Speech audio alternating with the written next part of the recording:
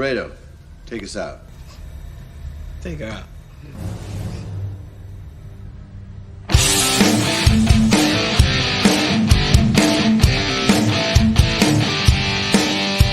All right!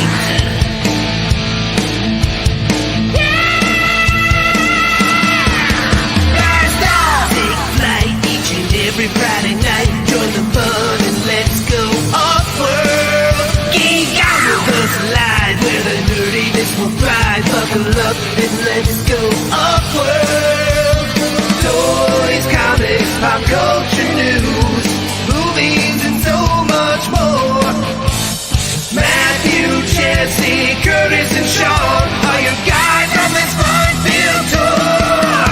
Blast off! Take flight each and every Friday night. Join the fun and let's go OffWorld. Let's go OffWorld. Let's go OffWorld. Hey, hey, hey. Let's go OffWorld tonight.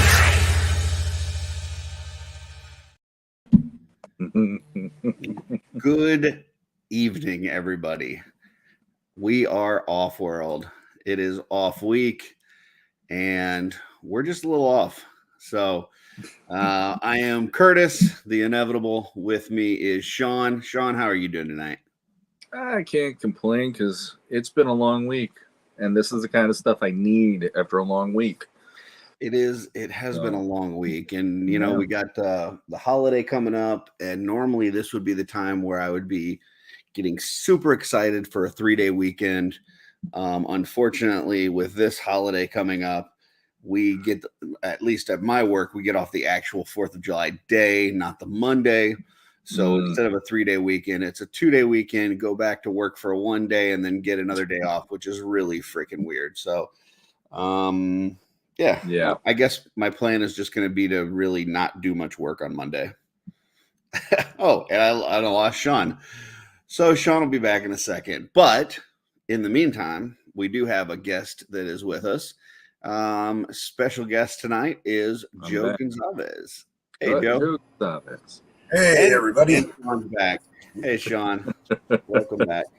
I didn't know if that was me or you or whoever, but hey, at least we're all back. So that's all that matters. Yeah, so, you're just gone. You're there and then you're gone. So how's it going, Joe? How you doing today? Joe, you there? Yeah, I'm here. Can you guys hear me? Yep. Okay. We can now. Yep. How All you right. doing tonight? I'm doing pretty good. I've been looking forward to this all week. So work has been rough for me also. I already have like 55 hours in, and I still have 1 day to go. So you know, I don't miss working on the weekends. That's for sure. That's no Saturdays are actually my normal work day. My normal shift is Wednesday through Saturdays. So we have split crews, but anyways. Yeah, I used to work a Tuesday through Saturday schedule, which actually Saturday wasn't too bad. Saturday was actually, there's a lot of folks at my job that didn't like working Saturdays, but I always enjoyed it because there was like it was like I was working as a driver supervisor for Coca-Cola. So it was just me and my drivers. Like there was nobody else there. So I didn't have to worry about, getting some random call from another department or from HR or from whatever. Like I knew it was just, kind of me and my drivers doing our things. And then once we were done, we go home. So Saturdays were actually pretty cool when I was doing it, but it is nice now to have my weekends. Yeah, actually Saturday is my best work day, and that's why there's no bosses. I'm in the maintenance department. We have our maintenance lead, but there's no supervisors really of ours there. So everything is way more laid back. So that is it is probably the best work day, just the most relaxing. Yeah. So Sean, I'm guessing you have off on the weekends. No. No? My work schedule is whenever I can get work in is when I get the work in. Gotcha. Because I work from home and my deadlines are pretty much every 5 days. So it's either me catching up from a previous deadline or me trying to get ahead a little bit. And this past week, I was playing catch up on a deadline from 2 deadlines back that was giving me trouble. Gotcha. So then the stuff that I was trying to get done this week, that's going to have to happen this weekend. So Gotcha. yeah, for anybody who's like, hey, I'll be working, guess what? I'll be right there with you, like everybody else. Well, So I should say it is that what it is. I normally don't do work on the weekends, but I am kind of on call 24/7. So if something happened at one of my facilities Saturday or Sunday, I could get a call and I might have to jump and do something quickly, but it's very rare that happens. So I also work from home, and it's one of those where sometimes I'll just randomly get a call at 3:00 in the morning or 9:00 at night, or whatever the case may be, and put out fires. So to speak, I'm not a firefighter, but you know what I mean. all of a sudden, I'm jealous. I'm the only person that has to go to work. Man. Yeah, they need like a greasing robot that I can just control from home and that would be grease cool. all the equipment. Yeah, it's funny because I got promoted in 2021, and when I took this role, it was a new role, and they initially didn't advertise it as a work from home job. It was a work from the office job. But then we had all this stuff with COVID going on and everything, and they were deciding who were, essential workers and who, could essentially do their job at home. And so 2 weeks after I accepted the job, I went to go start the job, and I actually got sick with COVID. And so then I went to go back to work, and they were like, yeah, you don't have to come back. Just stay home and work from there. And I was like, okay. Because while I had COVID, I was like, hey, I'm sick, but I can do the functions that you need me to do for this new job at home. And they're like, yeah, that's fine. You can go ahead and do that. And then a lot of shit was getting done, and they're like, yeah, just stay there. I'm like, okay. Sounds good. This works. So Best ever. Yeah.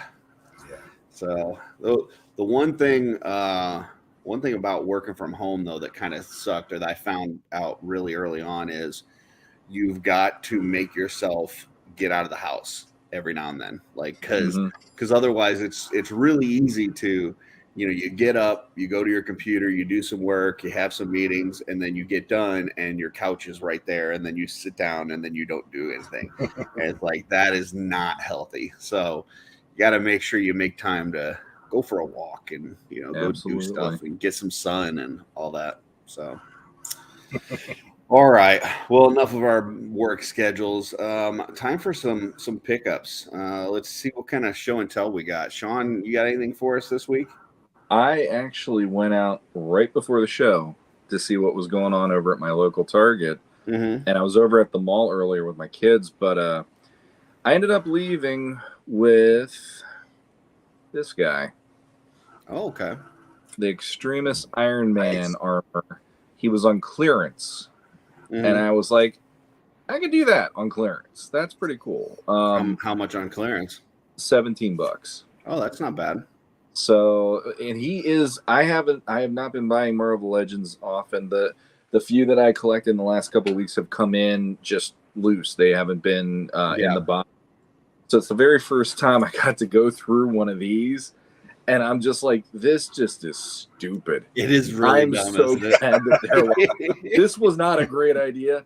I another one that I looked up today was they have the Indiana Jones Adventure Series figures, and with the new movie and all that stuff, I've been kind of like, it'd be kind of fun to have an Indiana Jones on the shelf, because I don't have one of him. He's I don't know anybody who doesn't like Indy. And I was looking at one today at FYE at the mall, and I'm like, this is not worth $40 though. FYE has everything cranked up to double what it is everywhere else. Right. But I came really close to pulling the trigger on that one, because it's the Raiders version. It's anytime you think Indy, this is the version in your head. Yeah. But yeah, so Iron Man for $17 on clearance. 2 sets of hands, repulsor rays or whatever, the flight effects, which is pretty cool. Fist hands, same old stuff you expect from an Iron Man. But The armor's pretty cool. Yeah, I mean, for that price, that's a great deal for sure.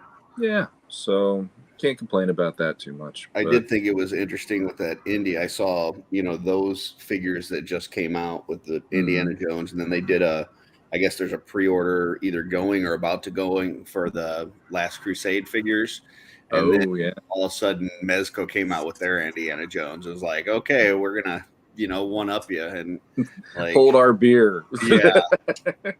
So, but with Mezco stuff, like I've got a few Mezco pieces and they're all right. Like there's a couple that I like, but I've got to really, really love that figure, that character in order to get, to pay that money for a Mezco. So at least for me, did want to take a second here. I forgot at the beginning to recognize the folks that are in chat.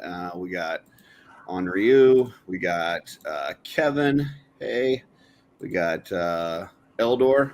How's it going out there? Got Greg, Brute Scale Greg, or formerly Brute Scale.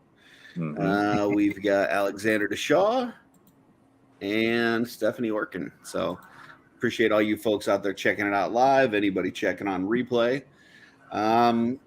Joe, you got anything to show off for this week? Well, I want to comment on the Indiana Jones figures first, because I did read this morning that Disney put a block on the Molaram figure for that series. So we're not going to get the heart grabber guy in action figure form from Hasbro.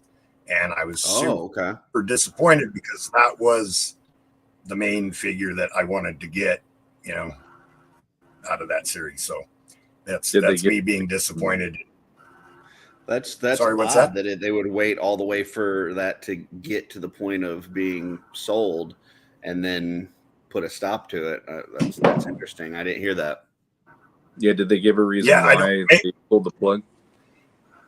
They didn't, but what I read was that it was on Hasbro's B sheet that they actually had the figure like designed and planned, and that they just because they own the owner of the IP pulled the plug on that figure. So I hope that information is accurate, because I guess I'm not much of a reporter. I didn't check sources or anything, but I did read that this morning. So no, we're going to say that it was reported here first by Joe Gonsalves. If anybody has a problem with it, they can go to you.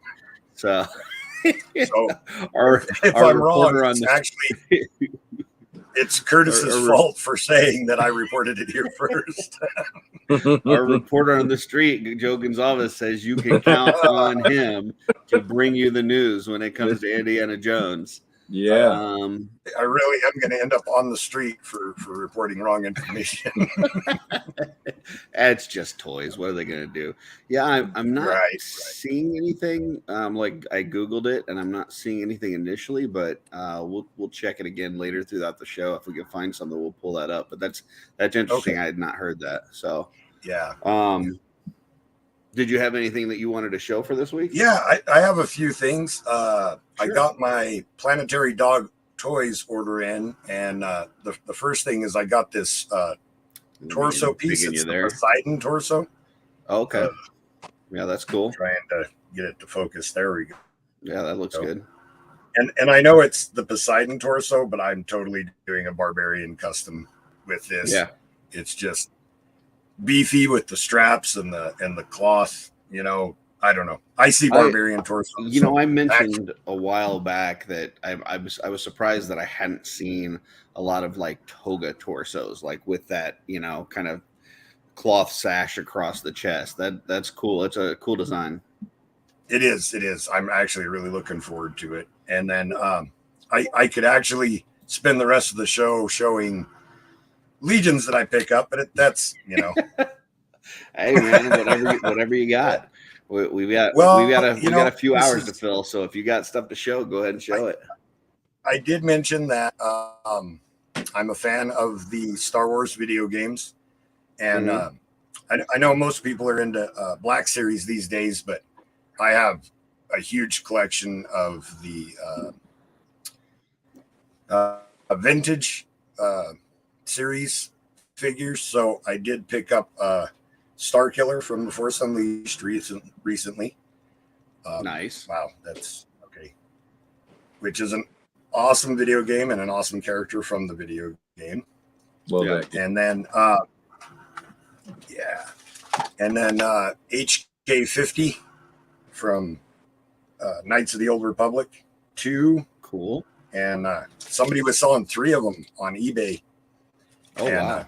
I couldn't resist because I love this character. So I actually picked up 3 of them. So That's cool. pretty excited about those. Not really into Star Wars like I used to be, but every once in a while the bug bites me and I'll pick up some figures that catch my eye. That's cool.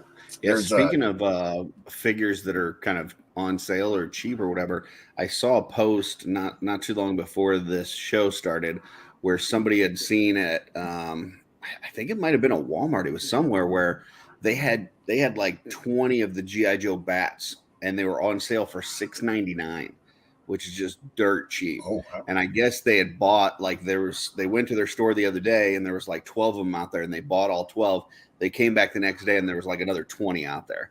So I don't know who's sitting on all these G.I. Joe's bats, but if you want one and you were kind of on the fence about buying one, be on the lookout because you may be able to find some of those for cheap because at $7, I'm not a huge Joe fan, but for $7, that's an awesome figure.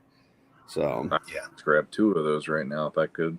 Yeah. For the price, yeah. For that price, yeah, go ahead and grab it. So okay. Anything else, Joe? No, that's everything. Gotcha. Well, I've been trying to limit myself to 3 figures, and I actually like this week I got to this morning and I only had 1 figure open and I was like, man, I gotta get on the ball. I need to open some figures. So my Cosmic Legions did show up. And I did open one of those figures, but I want to save that for a second because I want to switch and kind of talk about Cosmic here in a second. So I'll talk about the other 2. So the first one I opened up this week is this Banshee figure, which I've got this effect on. So let me embiggen myself there. And this is one of those can of beams effects that's really I've kind of talked about on Instagram. So he's kind of doing this shout, and you got that effect on there. So that's really cool. I did.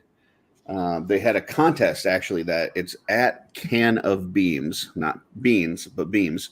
On Instagram, they were doing a contest to where if you posted a picture with one of their effects and then you tagged them in it, that like you were entered in for a contest. And I did a picture of him with that effect shouting, and he was kind of blowing some doors open from a Crash Box set. And I actually got a runner-up prize for that. So I'm going to get a different effect sent to me for that. So that's kind of cool. It's a nice little thing. Then I had a little while back in the Legendati group, and then I think also in the Dork Layer group, I was asking people, like, I wanted to get a Spider-Man. I started with the X-Men figures, and I just needed to get a Spider-Man. And so I was asking, like, which Spider-Man should I get? There's a bunch of really good Marvel Legend ones, some Mafex ones, and I ended up settling with the Mafex Black Suit Spider-Man, and I just opened it today. Let me embiggen myself. And I think the reason I settled on this one, I remember the first time I saw Black Suit Spider-Man, I was actually on vacation, not on vacation, but it was summer vacation, and I was at my grandparents in Ohio. I mean, as a kid, you're not on vacation, it's vacation. But I was on vacation, it was vacation. I was in Ohio, I was at my grandma's, and the kid next door had Secret Wars figures. And I saw that Secret Wars Black Suit Spider-Man, and I was like, what is this? Like all I'd ever seen of Spider-Man before was the classic, blue and red. And so I saw that and I was like, what is this thing? Like, it's like, I just loved it.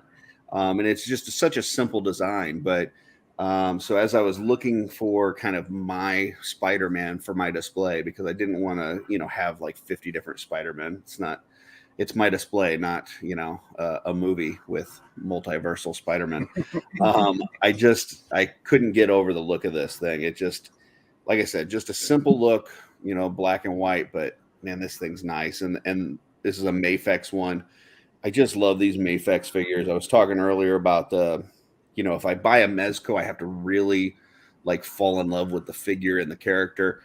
Mafex, man, I'll pretty much buy anything they put out, especially if it's the right price. So, and then getting to Cosmic, my Cosmic showed up today, and I've got 2 Detolfs in the garage that I've had sitting here for the last 8 months waiting to be built.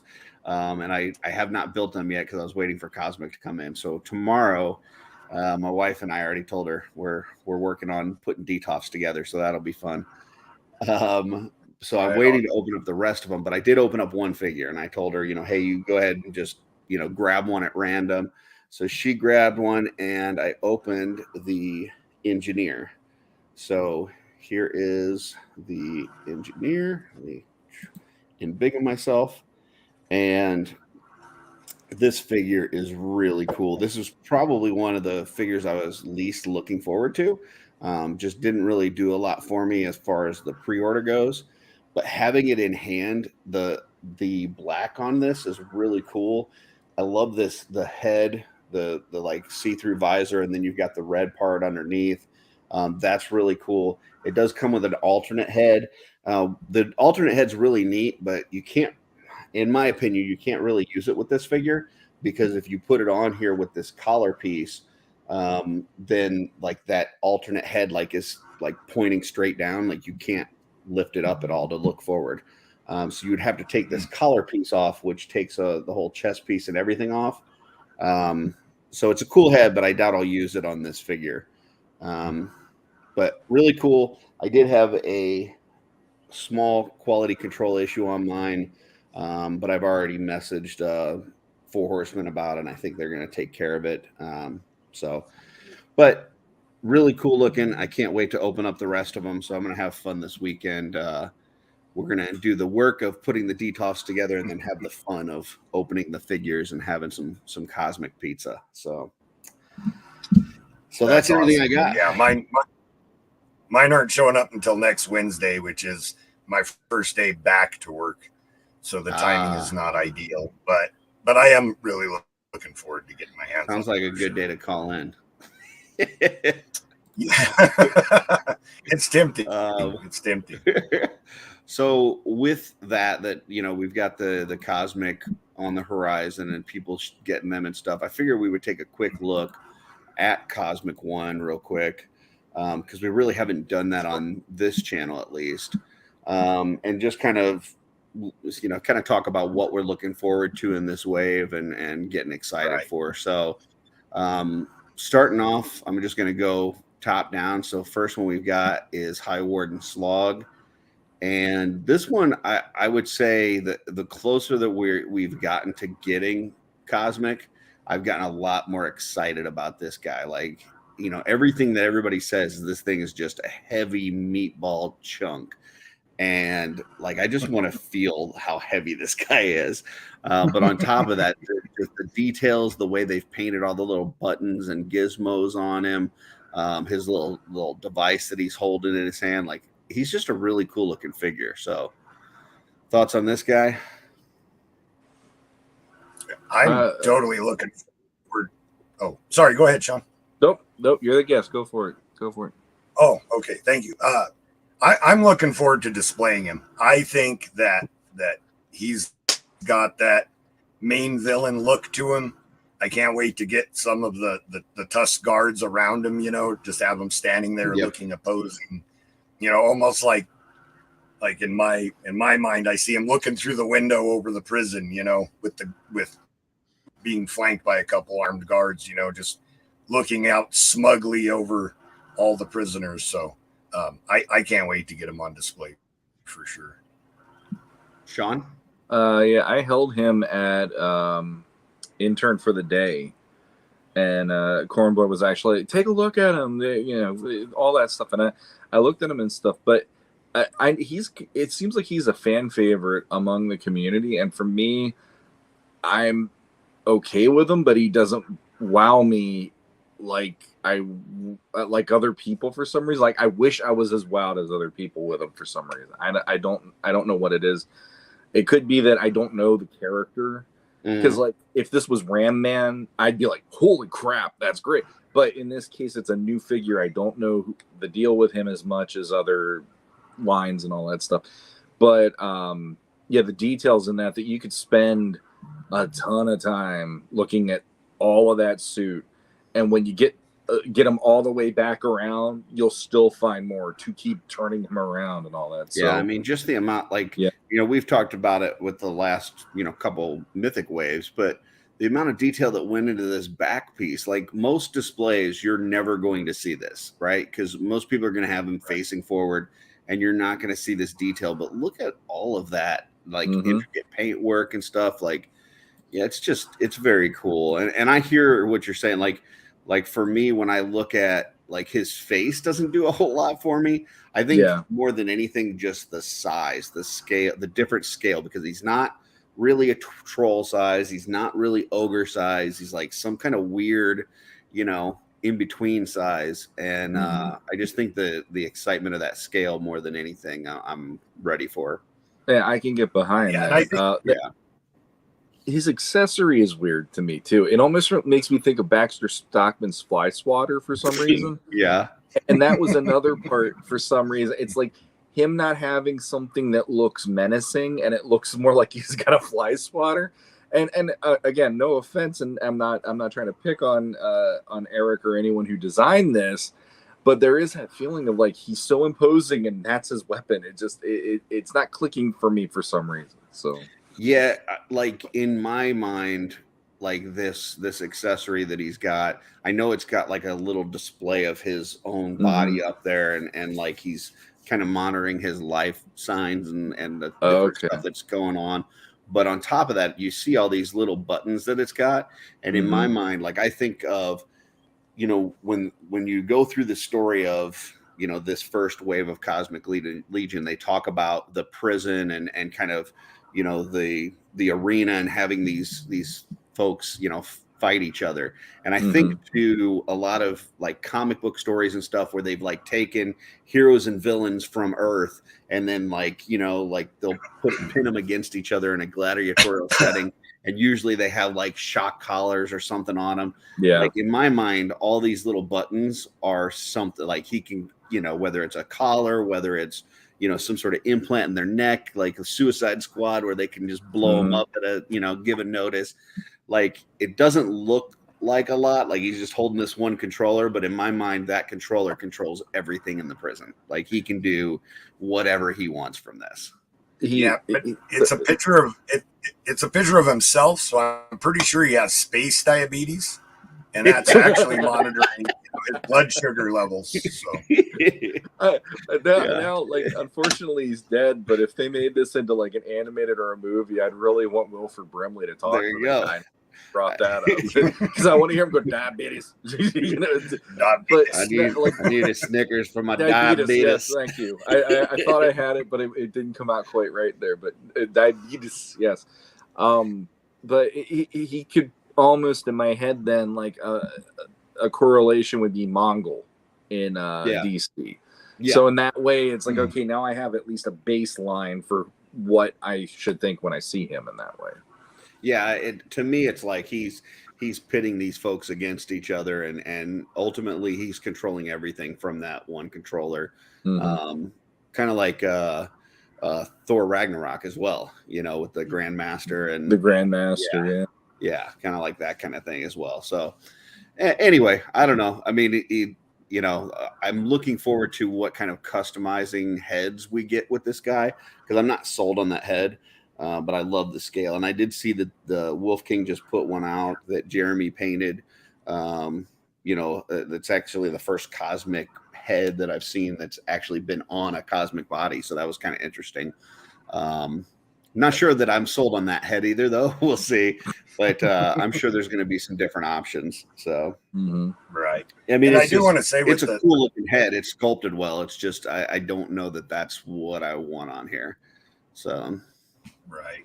And I do want to say, with all the paint details, I think the Horsemen understand how important their figures are to photographers. So, you know, you can shoot the cosmic figures from any angle. Yeah, and that's true. It's not going to look like, you know, an action figure from the back because of all that great detail. So that's really awesome of them, you know, to put that extra work in for sure. I saw when they were opening this and showing it on Jeremy's show on Wednesday. I also noticed his nails are really nicely manicured or pedicured. I mean, I don't know who's doing his feet, but he's face diabetes. His face diabetes. He's definitely got somebody that's taking care of those feet. So he may look like a monster, but he likes. There's definitely you know, someone that, like a pedicurist, manicurist that's been falsely accused and locked away. Yeah, he found the best pedicurist in the galaxy and found some trumped up charge to throw him in jail for, just to make sure that he looked top notch. Absolutely. Oh, that's great. Just looking at the comments here. Make my feet pretty like one of your French girls. There you go. Kevin says, in my mind, he can control everything from the cells, turning gas to incapacitate prisoners. Yeah, I think just have a lot of different controls in that thing. So, and then he does have it does say in the engineer's bio that they kind of look after him and his health. So, he's got little diabetes. Folks Make sure he gets his insulin. Yeah, space insulin. Yeah. Next we got Kragnar, and this is another one that I'm really looking forward to. Just the forearms. I always love the ogre size figures. The paint job on here, I love that kind of snarly face. And it's just a really cool looking one. Joe, I bought two. He's definitely going in my cosmic display, but I want to find a good third party head and have them join my mythic legions too, you know, because it's just that great. I think this is my favorite figure in the line. He's just so imposing, the forearms. I can't wait to hang some chains off of those hooks, you know, or on his forearms, you know. Yeah. I think this is my favorite figure in the line. I like that they gave it a 2-arm option as well, and like the things to cover up where those arms go. But I mean, come on, you got to use the 4 arms. Like who's buying this thing for at least if you're using it for cosmic? I could see if you're making a mythic custom, but for cosmic, you got to use the 4 arms, right? Yeah, absolutely. Yes, absolutely. Sean, what are your thoughts on this one? I like him. He's a little like a space manatee for me, where he's so ugly, he's kind of cute in a way. You know, I love the colors. The colors, like this one for me, more than Slog works color wise for some reason. I like that gunmetal vibe, and then that orange and the brown really pops with it too. And the fact that it is a 4-arm character, like you're saying, it's like that's, you know, like that when we saw that, it's like, well, there we go. We're going that direction. This is really cool, you know, because we didn't know it was going to go here. So. Yeah. And as a Motu fan, I'm sure you're kind of the same way as me. Like Cosmic really ramps up the colors, you know, which is something as a Motu guy, it's like, you know, seeing all these like really bright colors that we weren't able to see in Mythics, with the exception of like demons or something like that. It's just really cool to see like how they're able to kind of throw this weird kind of color combos out there. Yeah. For me, like, it's interesting. Mythics for me is the barbarians, the demons, the skeletons, and usually I want them to be more earth tone, gunmetal, and all that kind of stuff. And in Cosmic, I'm like, I give them as much leeway as they want with what they want to do with it, because there's no baseline in our reality of what is this really. So amp up the colors, you know, go crazy with whatever, and it's working for me in that way. Yeah, and I think, you know, as soon as they started talking about like these folks like fighting in a coliseum or something, like this guy really reeks of that for me. Like when I see him, I'm like, okay, I can totally see somebody having to go against this guy and just totally pissing themselves before they open the door, like in Gladiator. Mm-hmm. You know, and he kind of gives me like a Rancor vibe. I know he doesn't look at all like a Rancor, but just like this big imposing thing that you're gonna have to go one-on-one with, that you're like, nah, I'm dead. Mm-hmm. Like, this dude's gonna rip me apart with all of his arms. Mm-hmm. So yeah, cool one though. So yeah, I'm looking forward to him. It does have the alternate head, but that alternate head, to me, this one is kind of derpy. It's like The platypus head. yeah, it's like Yeah. me, you know, I'm just here. This one's like, I'm gonna fight you. This was like, so. All right, so that's Kragnar. Let's see. Look to see any other comments. Yeah, this is for the pedicurist. Underpaid taxes, 1 cent. Lock them up. Get to work on my toes. Next, we got the first of 2 Oleg Thygars, and this is the Grave Ring version. So we'll start with you this time, Sean. What do you think? Grave Ring Oleg Thygar. This one, at least for me, is the lesser of the 2 Oleg Thygars. I really like the spacesuit on the other one, and it gives it that like adventure vibe. This one, he's okay, but I feel like the spacesuit really does give him more of an identity. Mm-hmm. This one is like he looks like a gladiator, and that's the intention. I get it, Yeah, but I like if you give me the 2 options, I want to go with the other option. But I do like seeing all the details in this one. You get to see all those scales and how his skin looks and all that. And that's really cool no matter what, because, again, the details are there. And then there is, again, I don't have these figures. I wasn't able to get in on the pre-order, but there's differences between his face from one to the other, if I remember right, too. Isn't there? Or am I wrong? yeah, his like the horns, and I think that the top part of his forehead is a little bit different. Yeah. So that's kind of cool that there is an individualized even head for both versions when you're collecting them and stuff. So, but yeah, and I saw somebody they put the Zazar head on them, and it actually works. The blue on that figure actually works on this. It looks pretty good, fairly That's well. Cool. And when I saw that, I'm like, well, crap, if I get this version, I might need to invest in that head again, because that actually is a pretty cool way of displaying them if you want to go that route too. Yeah, and I've been like, just a quick comment here. The colors I really like, because like I've been working with color wheel a lot lately on different things that I've been painting, and like, you know, these 2 are, you know, this blue and orange are pretty much right across from each other on the color wheel, and they really work together. Like they're completely opposite on the color wheel, but you put them together and it's like, man, that just works. Like that color combination is awesome. Mm-hmm. Yeah, the colors for me those are some of my favorite colors. Yeah. So that works for me on just an aesthetic level. I like it, and I agree with you on that too. Yeah, I just normally wouldn't think of putting those 2 together, but like you do, and it just pops. It looks so good. Joe, what's your thoughts on this one? I love this figure. Probably my second favorite in the line of Cosmic. I think he's the most heroic looking character. You know, like I guess being an 80s action movie fan, you know, just the no shirt, you know, I could see him fighting in the arena for his life and being a main character. The orange. So I ordered 2 of this one also because I want to do like a Dragonborn monk custom. You know, maybe throw a dragon head on him, and you know, and change some of the accessories to make him look more medieval. But I think the orange pants has kind of a Shaolin monk look to it.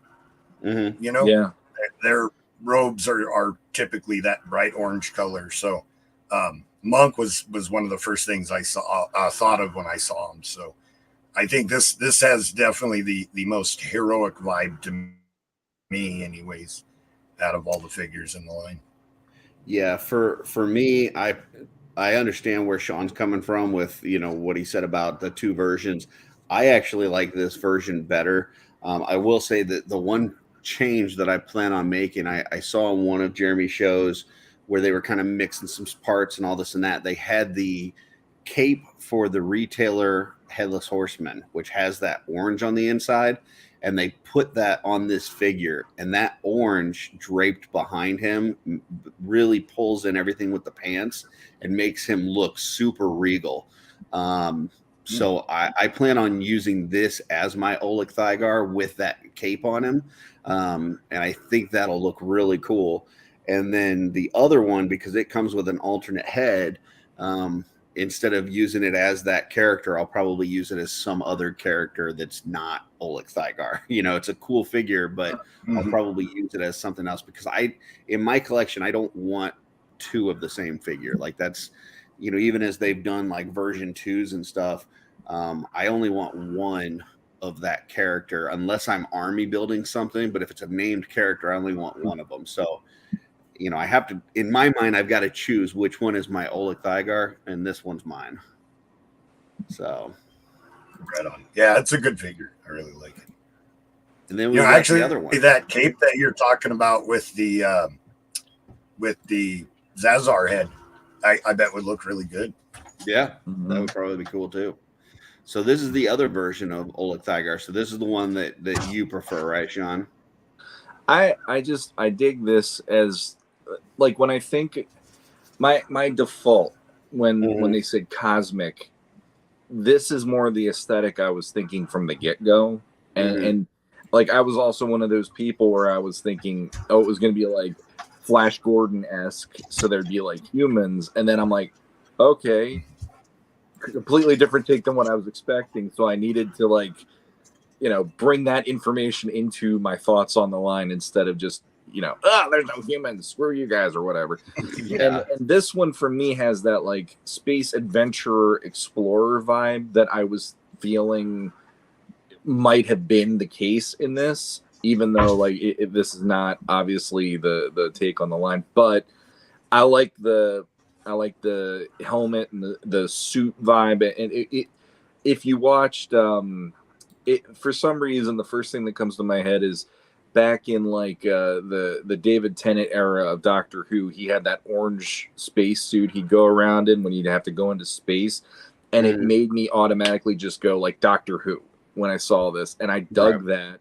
because David Tennant's my favorite Doctor anyway, and it all just combined. And he's got an adventure explorer kind of look about him in this one. Yeah, I can see that. Like, for me, this head here is the one that I was talking. This is probably what I would use with this thing, because to me, I could consider that somebody else from the same race as Oleg Thygar, but not have it be him in my mind. So that's probably what I'll use. But yeah, the spacesuit vibe of this thing, like if you're talking about something in outer space, I could see where this has more of that vibe than the first one. Because the first one really is more, you know, in the prison, in the Coliseum, you know, like you're not out in the elements of space. Whereas this really, it you know, reeks of space. So, Joe, your thoughts on this one? Well, for me, I'm a completist, so I will have one of everything on display. Okay. Because I have to. It's a compulsion. But, understood. I don't like the small helmet head. I don't feel like it fits the character. In my mind, anyways, like he's a heroic character. The small helmet head looks evil to me. That looks like a different character. Like if you painted the scales red instead of blue, it would be a great evil character that was after the good guys. You know what I mean? Yeah. So I'll be displaying him with the big helmet, but I really like the large helmet. I like the effect that the light has on the orange of the helmet. You know, some of the pictures kind of look like it even has a little bit of a ring around it. It's a really cool effect. So yeah, I think that's how I'll be displaying them for sure. Yeah, I do like the large. I do like the large helmet. I think if I use that, though, I would probably use a custom head inside, like something that I get from Wolf King or whatever, just to change up the look a little bit. But I do like that big bubble and everything. And the details inside the helmet, I even thought about maybe just having him hold it because there's so much detail behind his head that, you know, you almost want that to be on display where like he's holding the helmet to the side, you know, just to show off that great detail inside. Yeah. So there's like the two different looks like heads the speakers there. back there and stuff. It's really cool. And he comes with a jackhammer, which well, there you go, man. That's pretty slick. Yeah. I'm sure you could probably find a use for that down in the mine, right?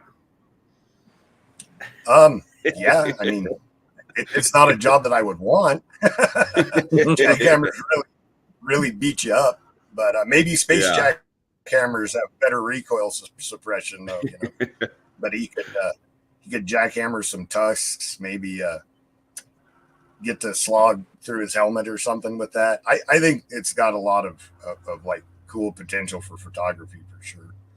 Yeah, absolutely. And then we get to the Sphexes. So we start with the block commander.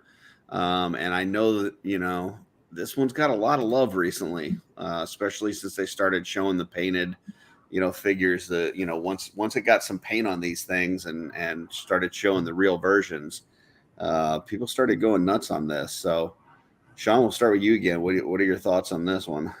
I love this one. I think out of the first wave is probably my second or third favorite figure.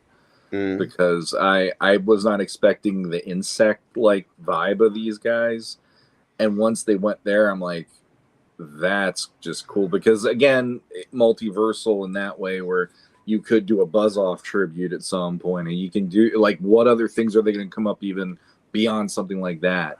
Yeah, and they're very just. I love how individual they look. I love how unique they look in the line, and yeah, I got nothing but good things to say about the Sphexians at this point. It's just that simple. They really pop for me.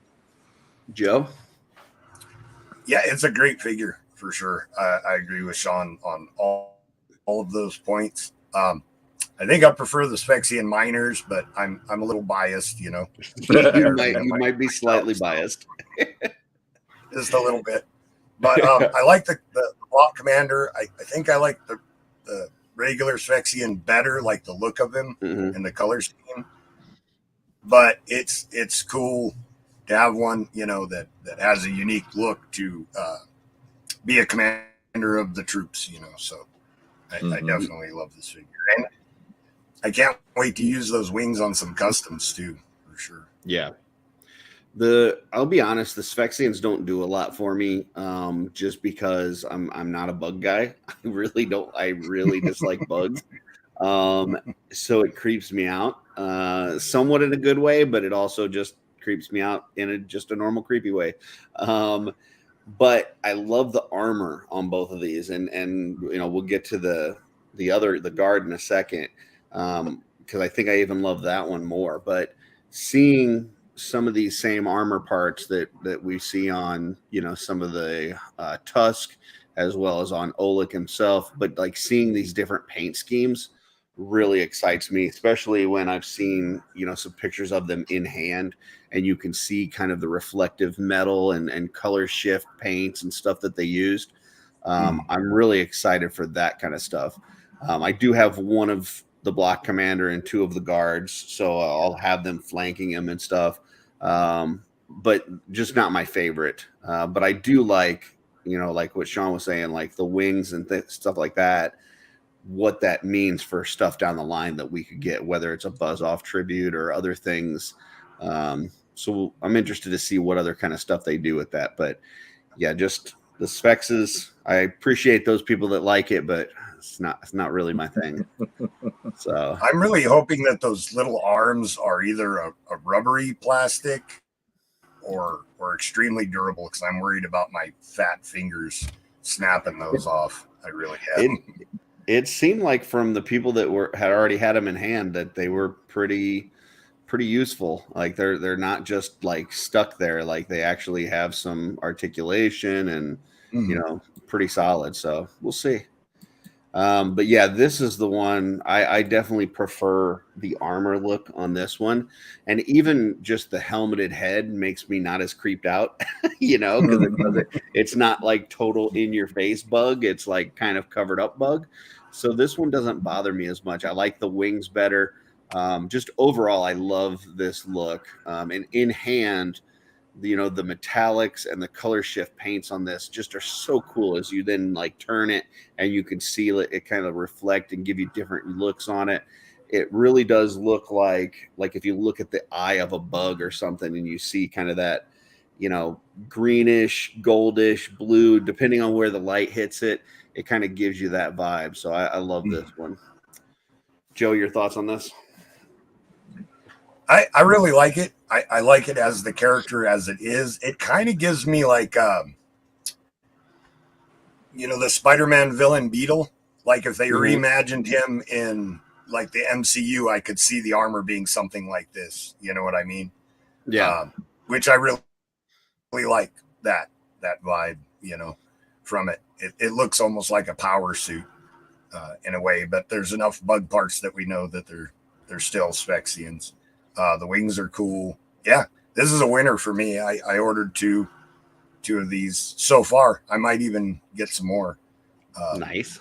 Just because I like them that much. I want to have a group of them around that block commander. If you like the bug characters, this is a really good army building type figure. But I would say, back to your point on the miner, because of that like black body that thing's got. If you're a customizer and you want an army build, I think that miner might be the best out of the Sphexians in terms of customizing. Right. So, Sean, what are your thoughts on that? Oh, go ahead, Joe. Well, I'm just gonna say, I have a tendency to prime everything before I paint it. I'm not really a color matcher. I'm terrible at it. So yeah, if I was going to use this for a custom and I wanted the colors to be different, I would just prime the whole thing and paint it. Yeah, and I typically I probably will as well, but I do like the joints being black because then you don't have to worry as much about paint rub, because then when you go to move it, even if you don't have paint in that area, the black kind of looks like shadows and stuff. So anytime that you can get black joints, that for me that tends to be better for customizing. Now, I'm not afraid to Dremel out a joint and sand it down and kind of get some room for painting the joints if I have to.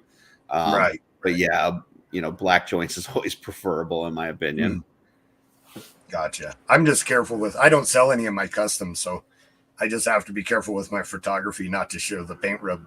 Gotcha. Sean, what do you think about this one?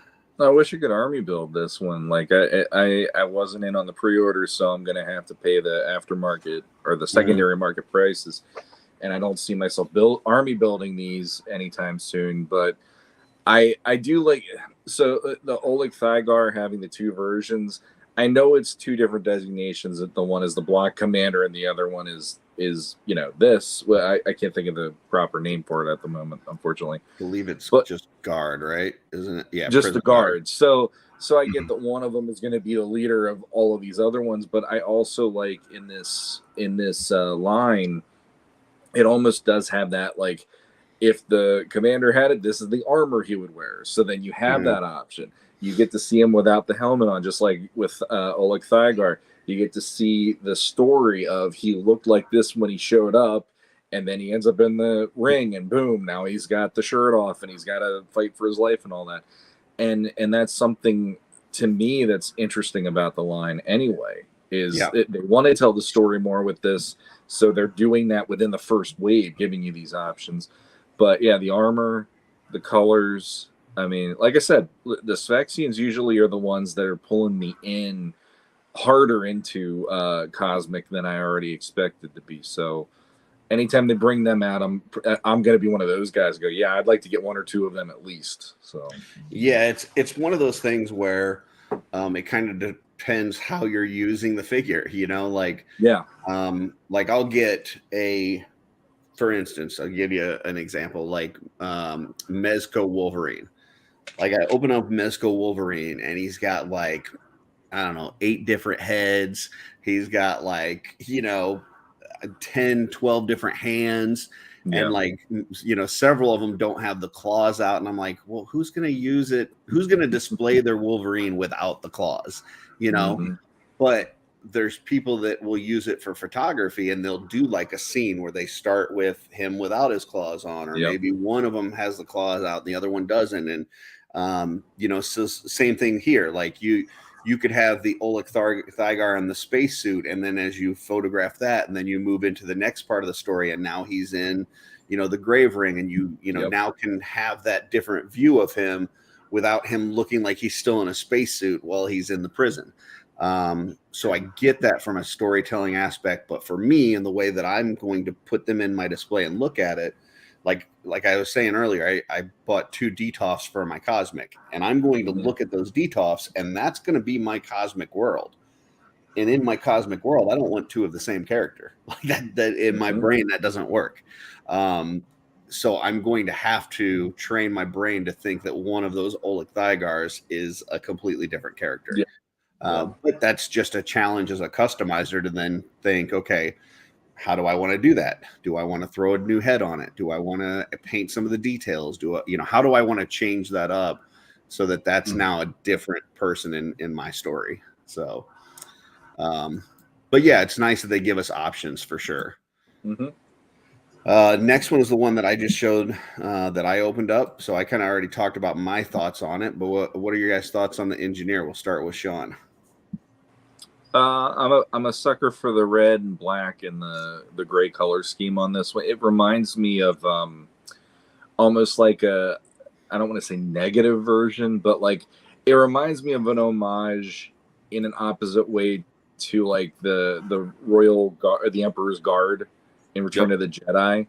Like if she was all red, it would remind me of that even more versus it's the opposite color scheme or whatever. That's my first impression when she was revealed. It just had that, because I always liked those characters. I always liked those, like, okay, those guys and they're in the red and what's the deal? They don't even speak. They just walk away when Vader comes in the room and stuff. And the design, I dig this out of the there's the Engineer and the other characters along those lines. This was the one that was popping for me the most. I just because I look at her and I go, that could also be like an assassin character. It could be like a bounty hunter, depending what way you want to look at it. You don't have to follow that story. This works within more than a couple of other ideas as well.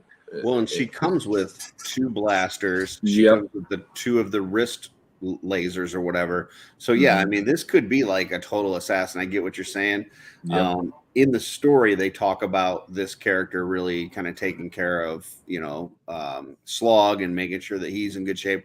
So I pictured exactly what you were saying with like the Crimson Guards. Like I bought 2 of these, and I'm going to have them flanking Slog, and they're basically just kind of watching over him and there. So that's the total same vibe that I got. Just different color scheme, but yeah, these are like the Crimson Guards totally. So, Joe? I love the look of the figure. I think when I hear engineers, like in any space setting, engineers are the most important characters. They keep everything running. And if the future is anything like the present day, stuff is going to break down all the time. I think that in any setting, you could have a couple of these in the background just working on stuff, to fill space and when you're photographing and things like that. I hate the idea of them being Slog's nurses, though. It seems like such a horrible job for such cool looking figures. So I don't think they'll be cleaning any wrinkly crevasses in my display. So like I liked the idea of somebody having to kind of guard and take care of him and look after him and stuff. I thought it was weird that they named that the Engineer, though. Like I would think that would be a different character. An engineer would be more, somebody that's working within the prison, or I don't know. Just for me, it would have to be some kind of automaton, what real Yeah, race, and then living it race talks would about wanna- that they're specialist and proficient in close quarters combat, so they can step in, as personal guards. Like nothing in that tells me engineer. Like I don't know. Right.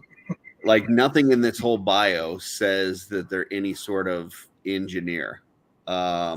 So I don't know. It's a weird name for the bio and the look of this character, in my opinion. It kind of is, yeah.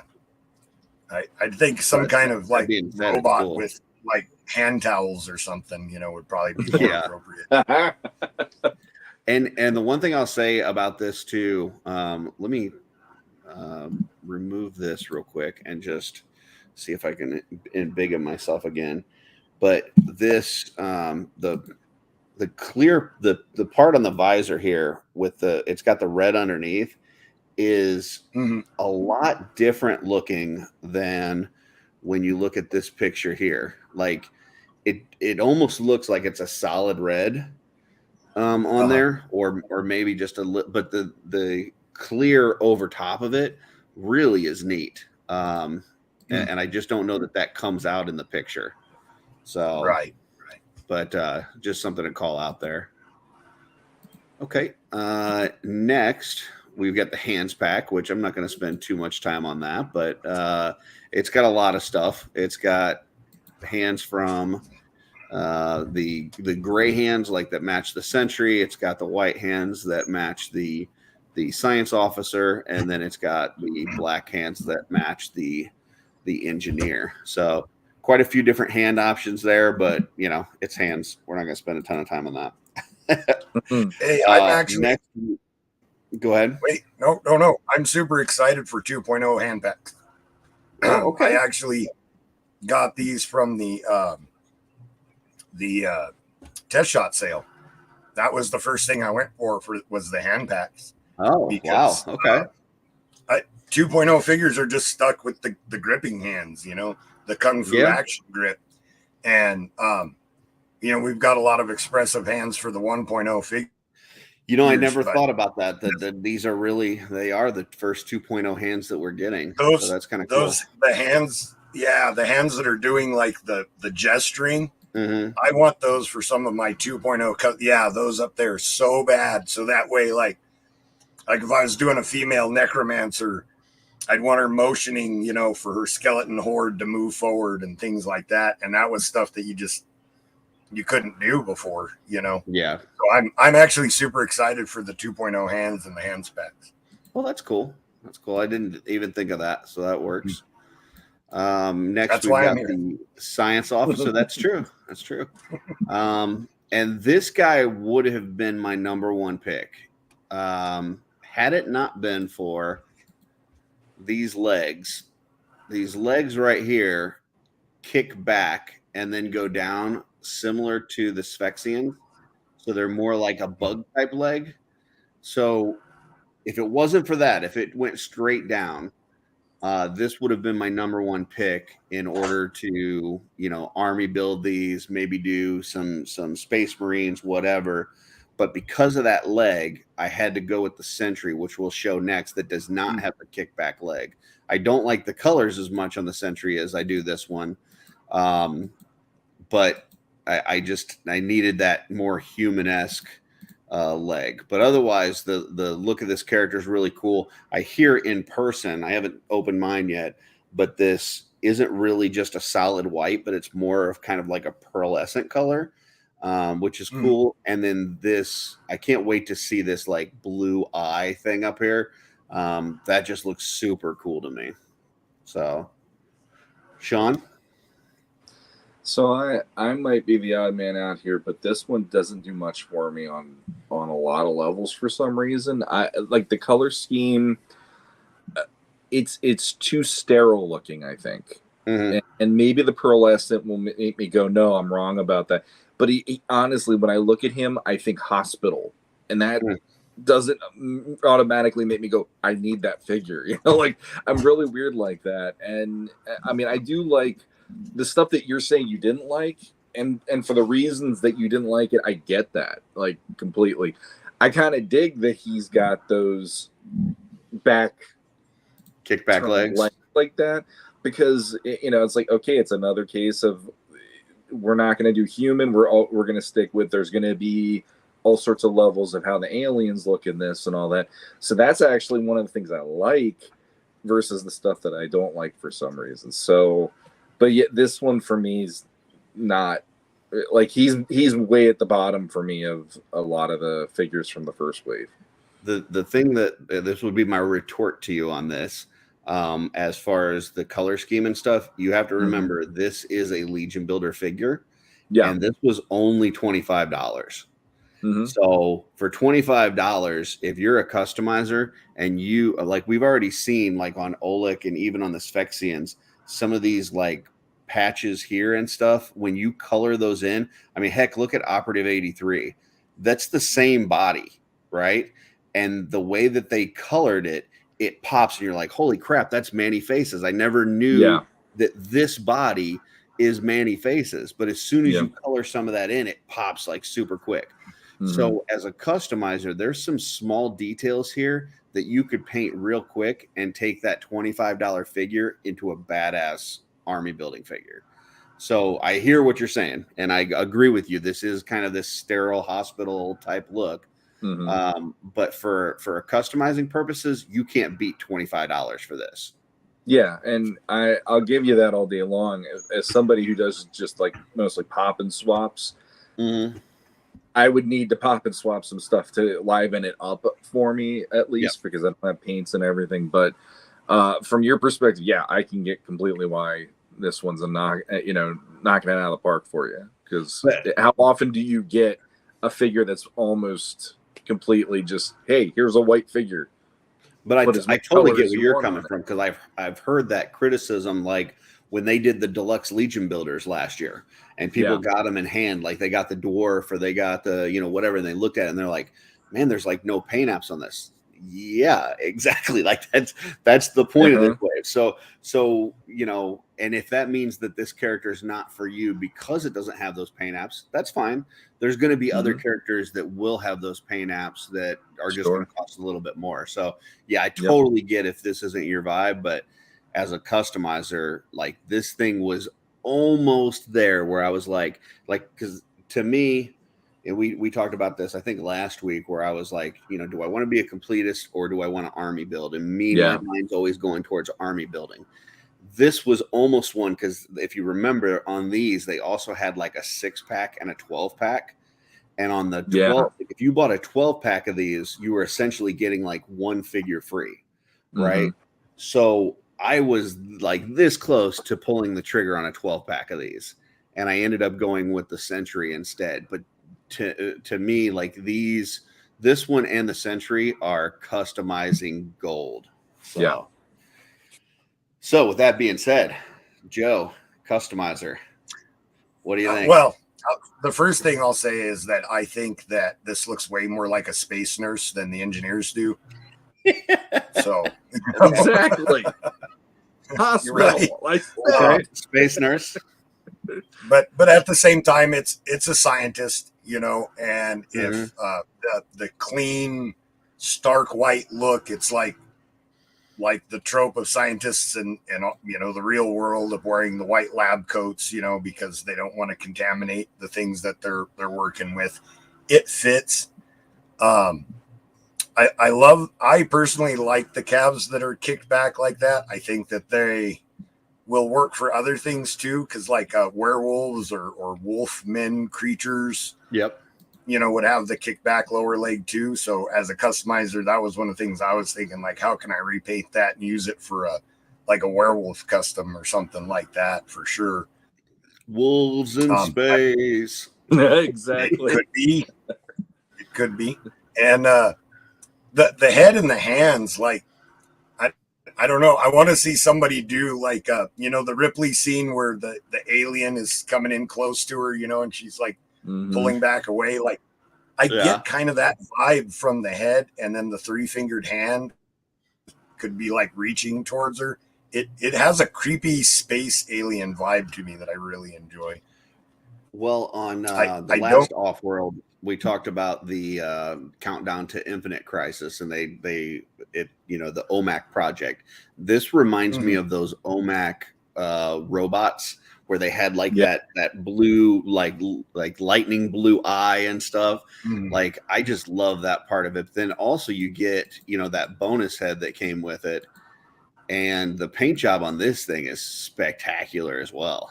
Like I mean, for $25, you can't beat. You get this head, you get the other head, you get those hands, and then that figure with all the details that you can paint in. Right. This is a lot for $25. Now, if you didn't get it on the pre-order, I believe now these are like 39.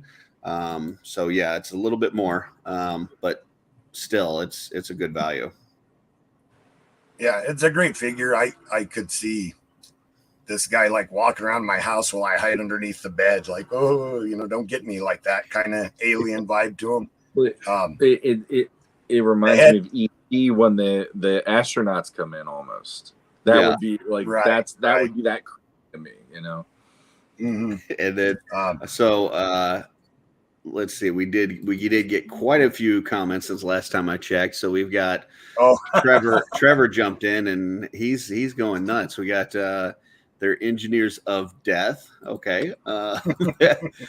Those were prototypes. Okay. All right. Yeah, I assume that there was some difference. I just think that I think when people get these in hand, they're going to see that some of these details really pop now that they're completely done. Why do Space Marines have to be human? They don't. But for the ones that I wanted to make, I wanted them to be at least human-esque. Now, that's not to say that I'm not going to put some other type heads on there. I might do some orcs in space. But even orcs will have not kickback legs. So whatever I make out of it, I did not. If I was buying a 12-pack and my choice was kickback legs, I want all 12 to be versions with kickback legs or all 12 to be versions without.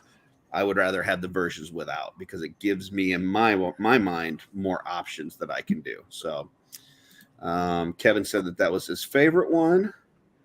And let's see. Why did I not buy a 12-pack? I don't know, Kevin. Like dude, that was, yeah. For customizing that 12-pack that was a great deal. And I listen, I gotta give myself a little credit on that because I was as soon as they did the reveal, they didn't talk about a 6-pack or 12-pack at first. And I was kind of pushing them. I was like, hey, is there any chance, since these are Legion builders, that you guys could do like a bigger package and this and that? And I was hounding them, and then they came out with that. So I'm going to give myself credit, at least partial credit for that. So it was all you, Curtis, all you, buddy. Hey, listen, sometimes squeaky wheel, it gets the grease. So and next, this is my boy. So this is I got a 12-pack plus the all-in. And this is my guy here. Now, I will say the color just by itself, it's all one standard color. It needs some details. Like right off the bat, this isn't, it's too basic with just that color.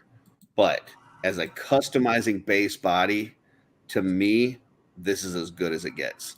Like I cannot imagine them putting out, and this head is fabulous.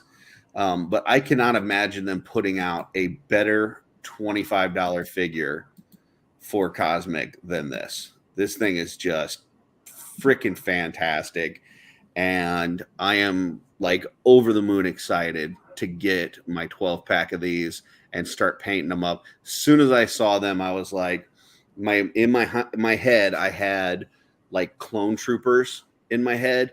How there's like all the different clone troopers, but then you've got some with like the blue highlights and some with the red trim and some with the yellow trim and all this and that. And that's what I had in mind for these right off the bat. It's like, I'm going to paint some of these details in one color. That's going to be one sect of the sentries. And then I'm going to paint them in another color. And that's going to be a different sect of the sentries. So yeah, I'm just over the moon excited for this thing. So my favorite figure by far, not only of this wave, but all of Cosmic so far. I think this is the best. Joe. I think it's a great century figure. I like the sniper rifle. I actually live near a prison, and you can see the guards up in the towers with their rifles, So it definitely a good prison theme. Not crazy about the color, but I guess it makes sense. If you're going to have like a uniform color, why not like a sand color? So, but it's a great figure, for sure. I don't really have too many customizing ideas right now, but it's kind of tough without. I really want to get them in hand and pop them apart. I think that's where a lot of my customizing ideas are going to come from, is when I get to pull them all apart and really get a good look at the pieces. The thing I'm looking forward to most on this is finding the details in the sculpt with my paintbrush. Like when I first got into Mythic Legions, and you get like the basic 1.0 torso that has like the trim up the middle, and then it's got like the three sides of trim, like finding where your paintbrush hits those lines, and then how when you paint in that trim it just pops, and then kind of working toward like the waist pieces or the legs or whatever it is, you find those little details in the sculpt that, like, when you just look at this, you don't see all the details. But if you then look at this same body on the Operative 83, you're like, holy cow, it's like, how did I not know that was Manny Faces with this body? Well, because they don't have the details painted in this. So I'm just interested to find all the nooks and crannies within this thing that your paintbrush can hit and bring out and make it look differently, because they're going to take this same body and give it to us 30 more times, and they're going to paint it 30 different ways. And each time we're going to go, holy shit, how did I not think of that? So that's what I'm interested in doing, is finding all that stuff, all those hidden details. Right. Sean, another basic one. I'm right there with you. Like this one, out of all of them, for the guys, at least for the male figures, this is the one that I actually was like, this is what I was thinking it was going to be as a line. And there's a lot of just like, I'm weird where I look at the Legion Builder figures and I don't see them as just, here's this nameless figure. I look at them and I always come up with a story to each of the ones I have. And like this one, he tells a story just based on the sniper rifle for me. Yeah. So like in my own head, I'm like, okay, the engineer figure being looking like an assassin, him looking like he's either, like also a bounty hunter or ex-military of some sort, like in that way. Like in my head, the two of them should look like they're helping each other, or whatever, if you want to do your own canon. So yeah, he's a great figure just based on blank slate for whatever your head canon is, even as well as the paintbrush like you're talking about. So yeah, he'd be in the top 3 for me. Yeah, I love like the little weapons that you get for these guys too, because even if you don't use them for this person, you could use them for something else. And then you've got all these little ports, like where they've got like this little laser gun and stuff, that I'm sure there's going to be some folks that are putting out, 3D versions of like tubes and things that are going to connect here, and different things that are going to plug into these ports. And then obviously the guns have the little port system as well, so that you can pop in, whether it's, running a tube to it, or whether it's, actually putting it on like their side, because they've got those connectors that you can, kind of hang them on their side and stuff. And yeah, just a lot of versatility with this. So, all right. Hey, can we pop back to the science officer real quick? There was, the arm attachments. I forgot to mention in the accessories. It has the little like hollow communicator thing that attaches to the arm. Yep. It's the ancient alien skull, which I'm wondering if that's going to have any significance in the story moving forward. I don't know, because I think that's the same skull that you get as the bonus for the all-in, right? The right, gold right, one. which is the ancient race, right? That's not around anymore. So I'm wondering if it's just like something that the science officer is scanning, or if it's going to have some significance in the story moving forward. I was curious. I just think these kind of little things are things that the 3D print companies, like the third-party companies, are going to put out some really crazy stuff that we're gonna see these and go, that's cool. I got to have that attachment, or whatever. These little trinkets will be nice. Right. So yeah, that's a good call out. I forgot about that, Joe. It's a good thing we brought you here. So, I like to contribute. Yeah. There you go. Then we got another hands pack here, and this one I believe these are 2.0 as well, right? Yeah, those are series 1.0, but the top ones, yeah. This is actually the one I'm most excited about, is to get the Zeri hand pack, because just a lot of great gestures are going to come out of that.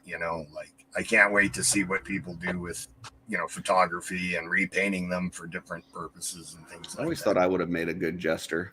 Oh, gestures. Okay, gotcha. Next, we got Vorga, and I truly believe this is the sleeper of the wave. I think this is the one, because we're going to get to Zeri in a second, and Zeri is gorgeous. That character is beautiful. It's got like the poncho. She's got the guns. She looks like a bounty hunter, gunslinger, like badass. The engineer is $25. So that female figure probably sold quite a few. I think out of the three females, this probably sold the least, if I had to guess, just because I didn't hear as much about it. But when I see pictures of this in hand, it looks freaking phenomenal. Like, this character looks badass. So that's my take. Sean, what do you got? This is my favorite figure of the wave. Cool. Absolutely. Like when they unveiled her, I was like, I'm weird. I had different ideas of what the line would be, but she just hits every level of what I want to see as a character that's individual. And the fact that she's got the Gatling gun or whatever, whether is sweet. And I know they were like calling her the Cara Dune figure and all that stuff for a little while because of Mandalorian. And I don't know. I dig this figure. For me, she's got the most personality out of a lot of the figures in the first wave, and it hits on, and even the colors really pops for me. So yeah, pretty much every level. She's our first 1.0 female figure in any of the Four Horsemen lines. Cosmic, mythic, or figure obscura. So that's pretty cool. She is a more beefy gal. And then that gun, man, like that gun is so badass. Like this is straight up like Predator. Like, I'm just gonna mow down the forest with this gun, That is just cool. Well, what was her name in Aliens? Vasquez? There was Vasquez. She's Vasquez basically. Yeah. And it just pops. I don't know. Like, that's all I keep saying, but that's really what it is. I like out of the first wave, she's a must get. So are the Sphexians, and then the what's his name? The one that we just talked about a little while ago. The Sentry. Sentry. Those are like, if I get anything and not have to go crazy financially, those are my must-haves, and then everything else, if I can get to them, yes. But she's like my number one. I need this figure on my shelf. Yeah. Joe? It's a 1.0 female that comes with a street sweeper. I mean, if this is a sleeper figure, then people weren't paying attention. This is what I would call a badass action figure. Like, it really is. I don't know why, but I just didn't hear a lot. Like, I didn't. There was a lot of people where I would hear, "Oh, Slog's my favorite. Olek is my favorite. Kragnar is my favorite." I never heard anybody saying Vorga's my favorite. But this chick is badass. If I didn't have any familiarity with Four Horsemen or knowledge of what cosmic is and anything, and I was just brand new to these action figures, Mhm. she would probably be the one that jumped out to me the most. You Yeah. know, as a figure, like just a great action figure. Yeah, I could So, see that. Like this, yeah, this I thing, you have this thing on a table and people walk by and know nothing about the property. I could see this turning heads for yeah, sure. absolutely, absolutely. And for me, I can't wait to pull her apart and see what I can use that body for customs. You know what I mean? Just this is probably the figure I'm most excited to tear to pieces. You know, only in this hobby does that sentence not sound weird. Yeah. I can't wait to pull her apart and see what I can use that body for. Yeah, yeah, no serial killer vibes at all. So, real quick, because we were saying about the sleeper figure here. Yep.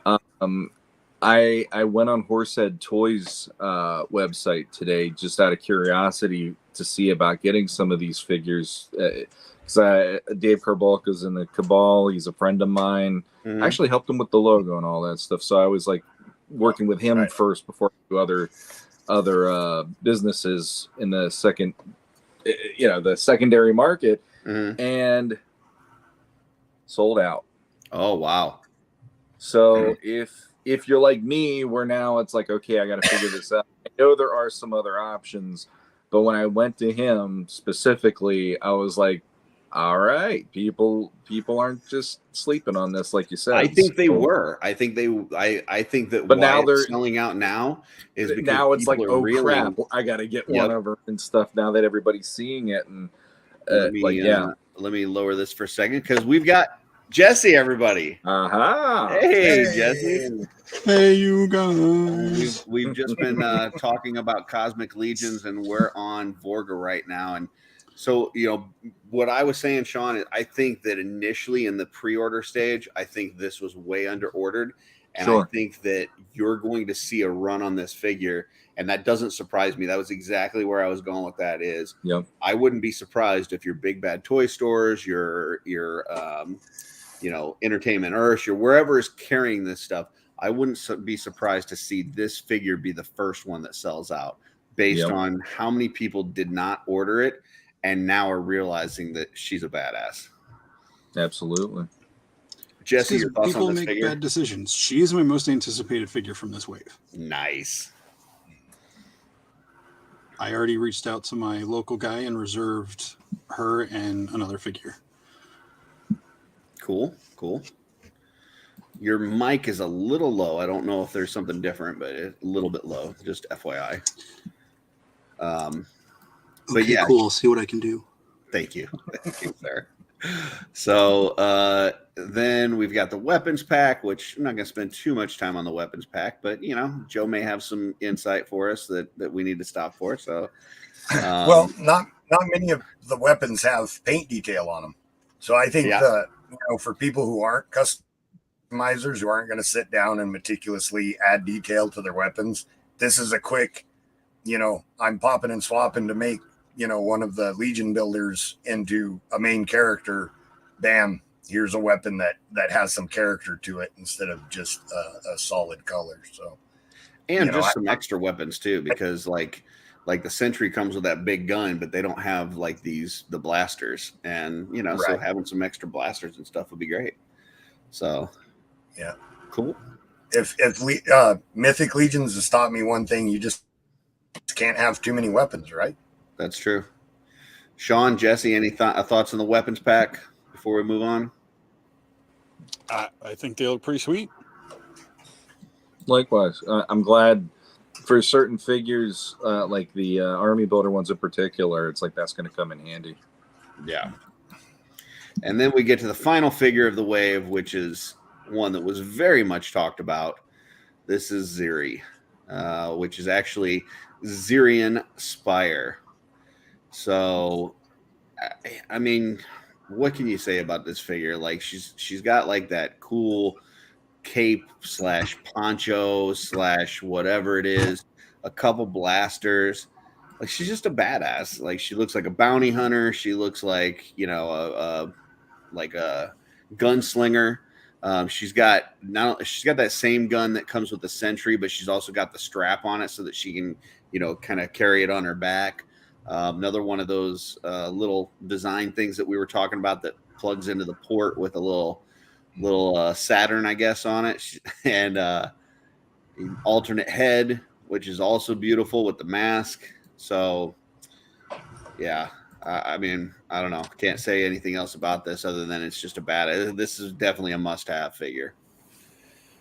Jesse? Yes. Yes. Agree. All right. Thank you. You know what? We missed that kind of insightful knowledge throughout the first hour and a half of the show. So appreciate that.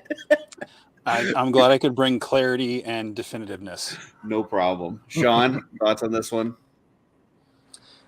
At first, she was my favorite when they unveiled the wave, but Vorga slowly just Gatling gunned her way in. You know, I mean, but I do love the soft goods on her. The overall look, I think, is really elegant. I really dig what they did here. I didn't know that you could slowly Gatling gun anything. I thought that in my head, it just went there. I don't. It's know a setting. It's a setting on the gun. It's a set. They got a slow setting. Okay. Let's put it this way: if Zack Snyder directed this, it would be slow motion Gatling guns. So through the eye of that, there you have that explanation. But yeah, like, and I don't want to go spend too much time on Vorga because we already did that character, but I could totally see like a movie where she's facing off against a predator in the forest and just blowing down the forest, like trying to kill the predator. Like that would be a badass. Yeah. The predator just starts crying and runs. You get that neon green blood just everywhere. Yeah. Yeah. So just awesome figure. Joe, thoughts on this one? So she's such a great figure that I want to hate her, but I love her. and the reason I want to is that she's too perfect. Yeah. Look at her. She's beautiful. She's a scientist, by the way, that has gold weapons, a gold sniper rifle. She has, she can dual wield gold pistols. She has a poncho, which, as somebody who works outside, she's obviously, not just book smart, but street smart too. You got to have a good poncho if you're working outside. Absolutely. So she's just got so much going for her. And I think she's probably one of the best, not necessarily my favorite, but one of the best figures in the line. And I did order 2 of her because I really want to repaint her for Mythics. Her head, we got a bit of it. We've had a few dark complected elves in Mythic Legions now, and her head to me just looks like it's got those features that'll make a nice dark complected elf character. I'm starting to think that Treadaway has a thing for blue chicks. We got who her. Doesn't? We got her, and then Grace, and then Belualith, and I'm just starting to think that Treadaway just really likes blue chicks. Yeah, there's nothing wrong with a fascination for blue booty. I mean, that's fine. Blue booty. I think that Eric was probably one of those ones that watched the original Star Trek series and saw Captain Kirk get with all the blue aliens and was like, "Yes, I'm down with this." They were green. Okay, whatever. I think they were different colors. Are you saying he's watching the old Star Trek? He's like, one day. Yes, one day I'm going to make my own blue females. But yeah, this one's a badass. I know my wife is super looking forward to this figure. It's definitely her favorite figure in the wave. I was kind of hoping she randomly just grabbed one to open tonight, and I was hoping it would be this one, but it ended up being the Engineer. But I think she's gonna absolutely lose her shit on this figure. So that's Cosmic Wave 1, which people are getting in hand now. Any final thoughts on the first wave? I can't wait to get it in hand. I really want to spend some time playing with these characters since the line's brand new. I mean, you look at the pictures and of course you love them, but I really want to tear into them and check out all the new parts and everything. And I think it's just going to be a ton of fun. Yeah, Joe wants to tear the women apart and see what he can do with their body. Wow. I got some lampshades planned. Yeah. That's what I've heard. So I don't know. I warned him about this. I'm like, yeah, Curtis might give you some shit. If you can handle that, you're gonna be fine. You And, lived up to my expectation on that. Yeah, and I got to say, I did respond that I have thick skin, and hopefully the women do too, because it's easier that way. And then Trevor says Ziri is the winner. So I don't deny that. She's pretty fantastic. But for me, it's the Sentry. That's my number one. Sean, you said Vorga was your number one. Jesse, Vorga as well. Vorga and the Sphyxian Commander are tied, I think. Gotcha. Joe, you're number one of the wave? Kragnar. Okay. I mean, you're just a big four-armed monster. Like, yeah, I don't know. It just the geek in me loves the idea of a big four-armed monster just smashing people in an arena, you know. And when he hits you with a forearm, he really hits you with four arms. Yep. With four arms. Yeah. And Kevin jumps in and says science officer, which I can see that too. So next on the agenda, we have Superman casting.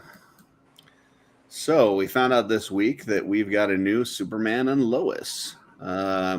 Superman is David Cornsweet, and the new Lois Lane is Rachel Brosnahan.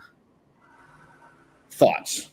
We're going to go to Sean first as the uber Superman fan on the show. Sean, you saw this. What initially went through your head?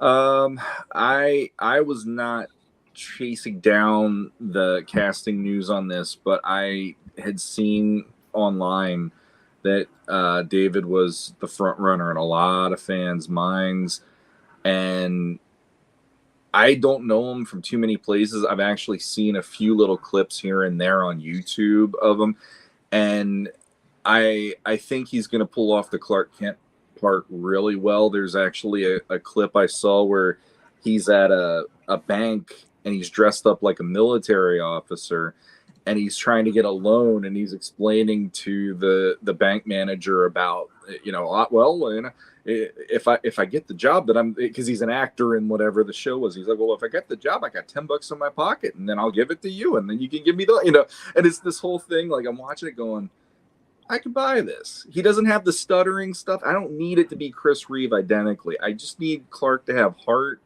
and honesty and sincerity in the way he's delivered, and he feels like he could be that version. And he also mentioned in an interview, like they said, dream role, what would your dream role be? And he said he'd love to be Superman, which that makes me excited for that, because it is nice to go, hey, this guy actually wants the role. He really wants to play this character.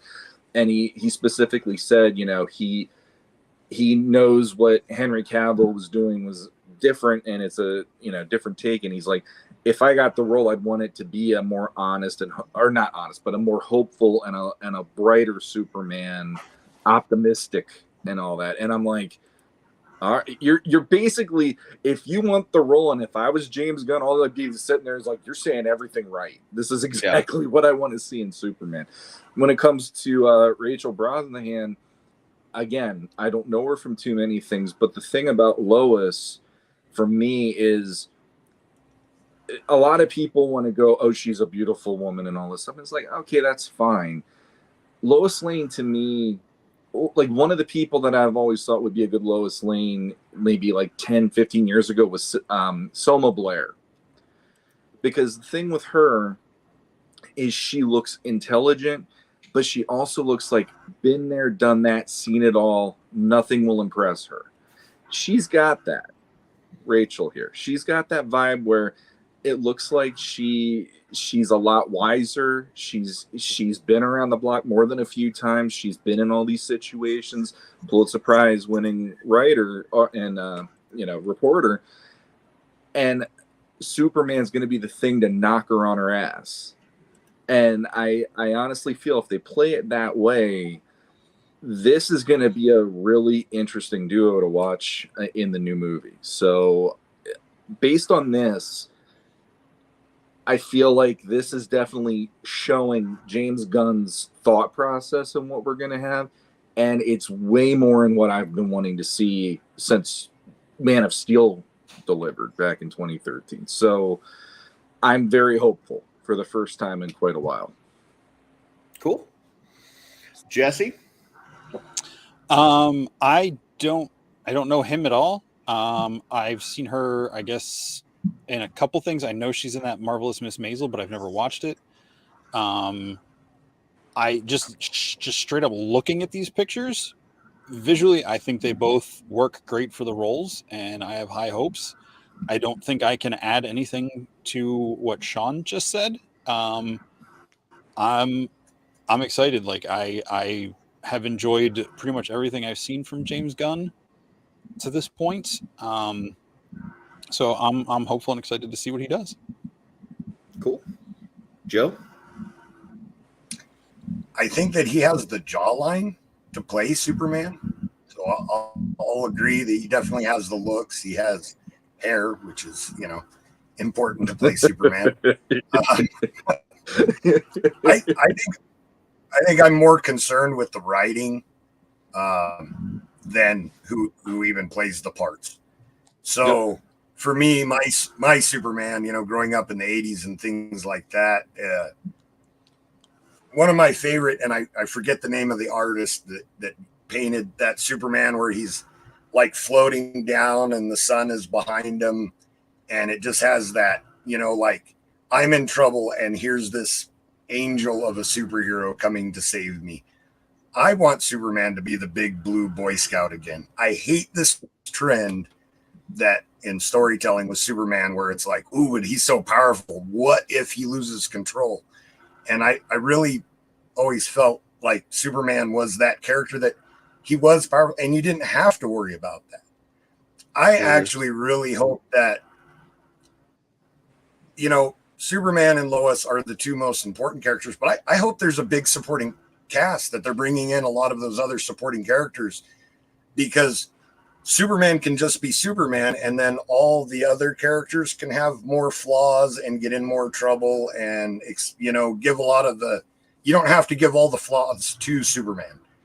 That part of the story can be expressed through the side characters in the storytelling. And that's what I'm hoping for is just for a great story and let Superman be Superman. He doesn't have to be super flawed or a threat to anybody.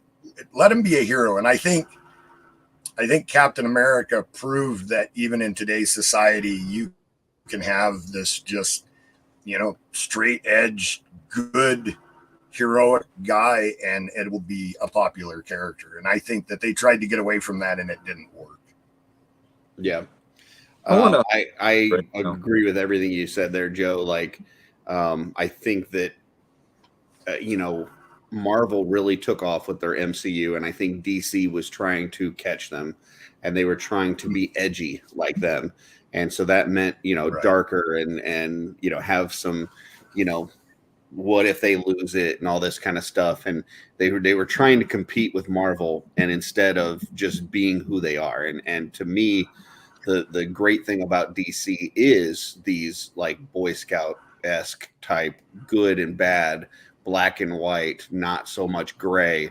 It's a more hopeful, at least when I was a kid, DC always felt more hopeful what you wanted to aspire to be, whereas Marvel was real life and, being oppressed and being, picked on and treated differently. And, so if you wanted realism, you went to Marvel. If you wanted hopeful, you went to DC.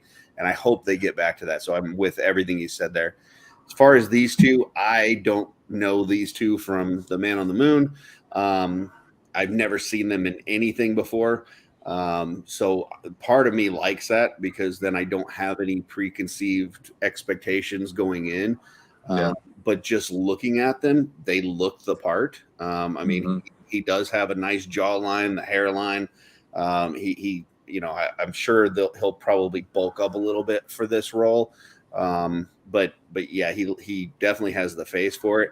She kind of has that skeptical resting bitch face, but at the same time, like, you know, so like I could see her as the Lois Lane reporter, kind of like, you know, we were saying before. So yeah, I'm down with this, especially if it's a good story. And I know, Sean, I had talked to you earlier in the week about the interview that James Gunn did with I think it's Michael Rosenbaum, that he's got that podcast. And one of the things that I thought was really interesting in that interview, I'm not sure if did you get a chance to listen to it yet? I did listen to it the other night. Yep. One of the things I thought was really interesting in that, and I'm sure you probably caught it, but that James Gunn was this close to no longer making movies. He was on his way out of the movie business when he got the call from his agent about Guardians of the Galaxy. And, you know, basically he had just told his agent, like, he could see that the trend was like the movies that he was making at the time were more of these kind of mid-level movies. And there really wasn't a market for those anymore because everything was like these huge blockbusters and superhero flicks. And he knew nobody was going to give him a chance on that. So he basically told his agent, hey, I'm not going to do this anymore. I'm not going to, you know, kill myself trying to get these movie roles. You know, I'm just going to direct TV. And that's, you know, where I think I'm going to kind of settle. And then he got this call from his agent saying, hey, Marvel really wants to pitch you this idea. They think you'd be perfect for this movie. And he almost didn't go to the interview. Like, it was, I guess, with the traffic and everything, it was going to be like a 3 or 4 hour drive. And he thought that they were just bringing him in kind of as a courtesy interview, but then they were going to go a different way. So he almost didn't even go on the interview. And then you think about everything that led up from that, from almost quitting, almost being done, to getting that phone call, to making the decision to go, to going on that interview, and then creating Guardians of the Galaxy, where, you know, most of us had very little or no knowledge of that property beforehand, and then seeing what that franchise turned into. And then the whole thing with him losing his job at Marvel and then getting it back. And then while he's out with Marvel, he starts with the Suicide Squad. And then that leads into Peacemaker. Next thing you know, he's running this whole thing. And I just think, you know, you talk about like butterfly effect. You talk about like, you know, how things like chain of events and how things can happen. If we end up getting the Superman movie that we all deserve, with a hopeful Boy Scout Superman, and it revamps the DC universe as we know it, like it's all based on that one thing that happened way in the past. And I just think that that's so cool. I don't know. I agree. And the thing is, like, you know, I've actually been in conversations and seen people, why would anybody give it to Gunn? You know, it's like, because he world builds. Yes. He literally from the ground up built the Guardians of the Galaxy franchise with a lot of the ideas he threw at it.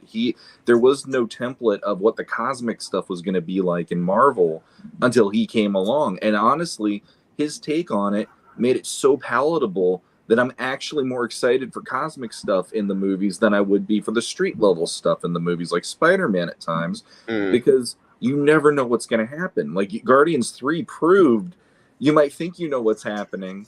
They're living in the head of a celestial and all that stuff. Now, that's cool. But then all of a sudden, they're literally like infiltrating a living being to get in and get out with that information and stuff. And it's like, okay, didn't expect that. You know, for me, at least with Gunn, I have not found him taking on anything to be contrary to what it is. He might put something in it that is a little bit more interesting to him, but in all honesty, when you watch those movies, you are invested too, because he makes those characters endearing and it makes them feel honest. Like, I mean, how if you would have said to me in 2008 when Iron Man came out, and be like, hey, dude, there's going to be a Guardians of the Galaxy movie coming out in 2014, and you were going to think Rocket Raccoon is badass, and I'm going to be like,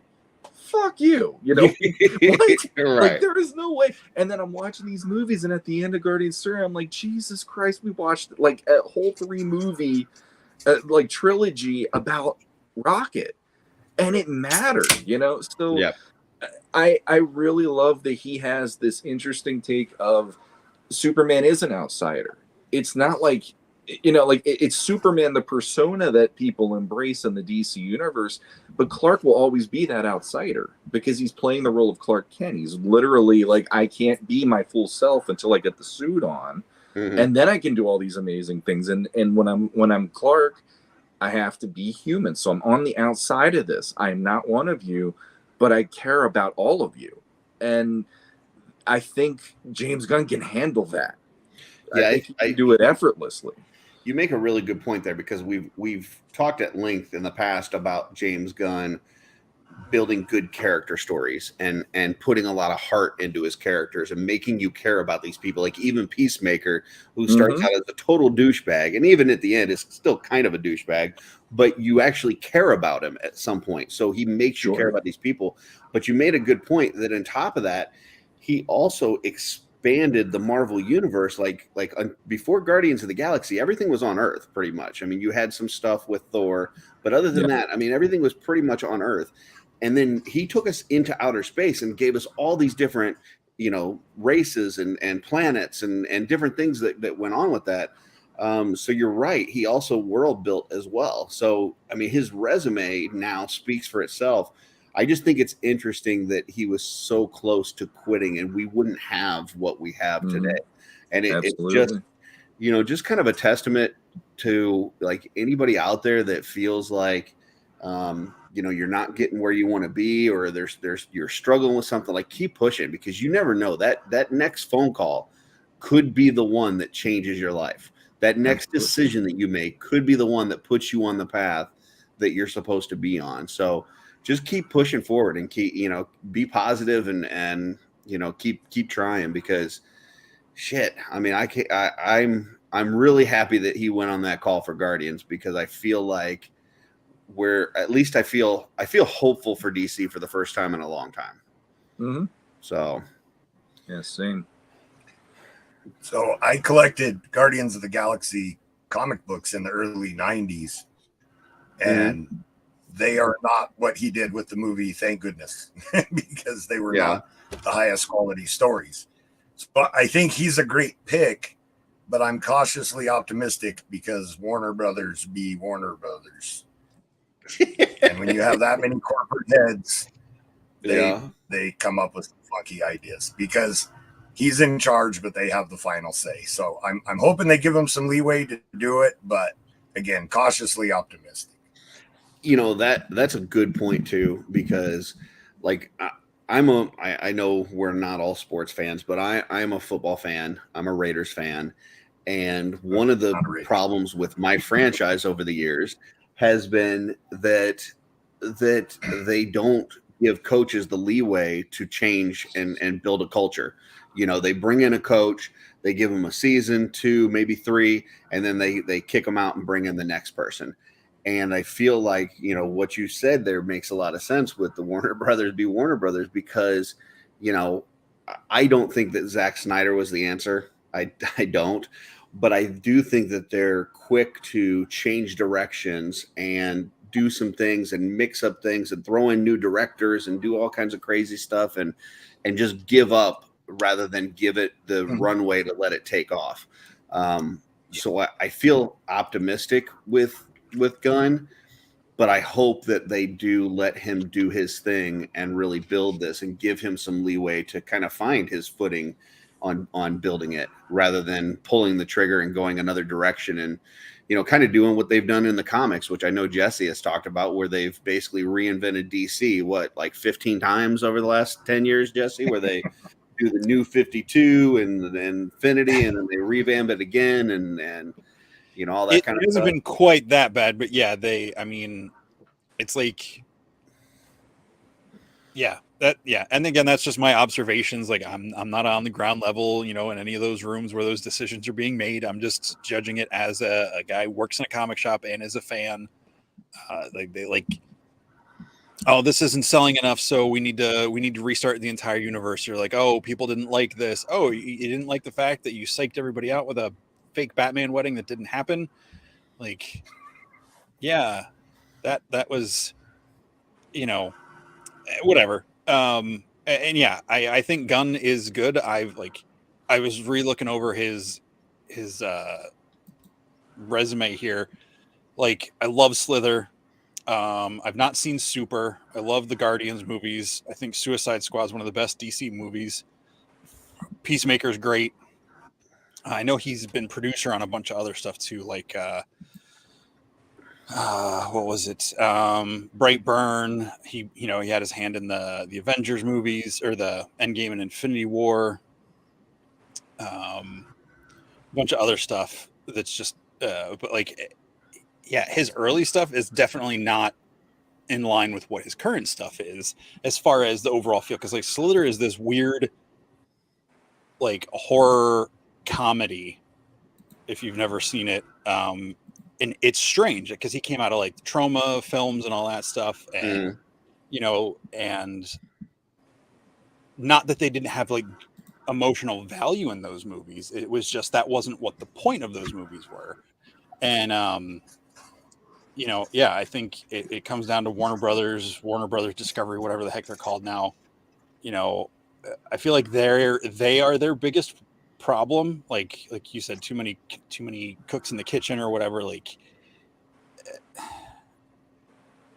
Marvel has a certain look and they have a certain thing, and even if they have very specific directors in mind, it's going to be that director through the Marvel lens. It's not Marvel through that director's lens, which is fine. Like, that's what I expect from a Marvel movie. I don't expect them to be too avant-garde until they let Taika Waititi go off the rails and fucking do whatever he does. But it's still. But for the most part, I'm with you. Yeah. But it's still I'm not saying but like that still felt in line with Marvel stuff. They just put too much of one thing in it, and it didn't work.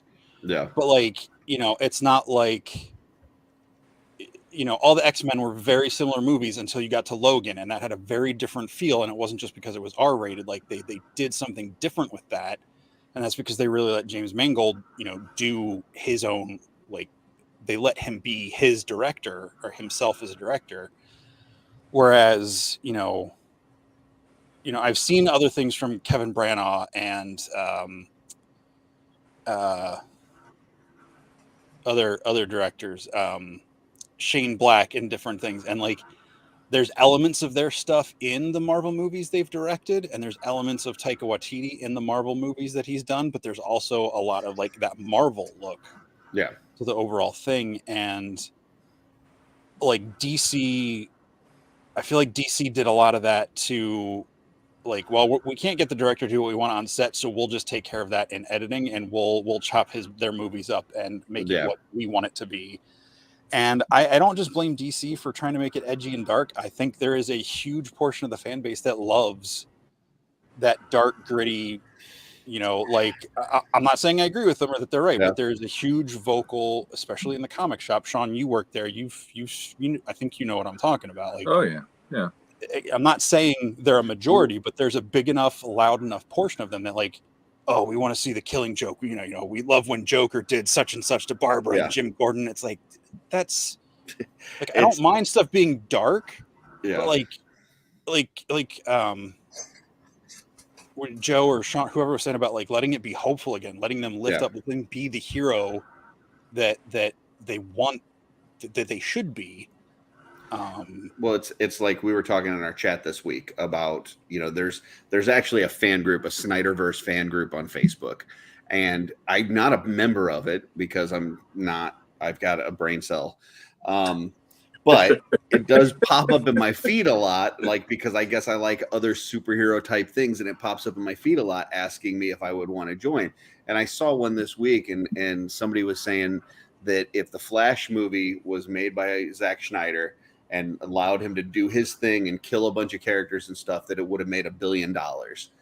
And like all these people in there are like agreeing, like it's just a hive mindset where they're all like, oh yeah, easily $1 billion. Like no DC movie has ever made $1 billion, but they're like, oh yeah, easily $1 billion.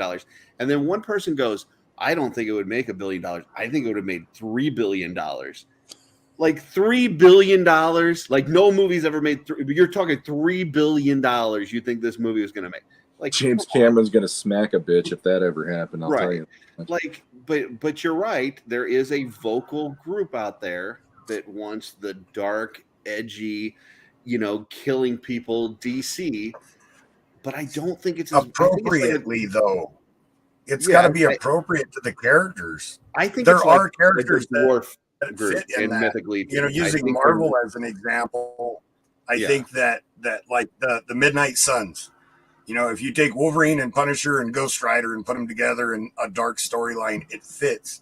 But you take Captain America, Iron Man, and any other bright, shiny hero and put them in a dark story, it doesn't work.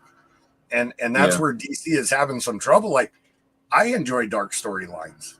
I don't want to see Superman or Shazam, Captain Marvel in those storylines. But it's like Jesse was talking about the lens of Marvel. Like you've got that, for the most part, in the Marvel movies, you have that Feige lens over everything that kind of frames it a certain way.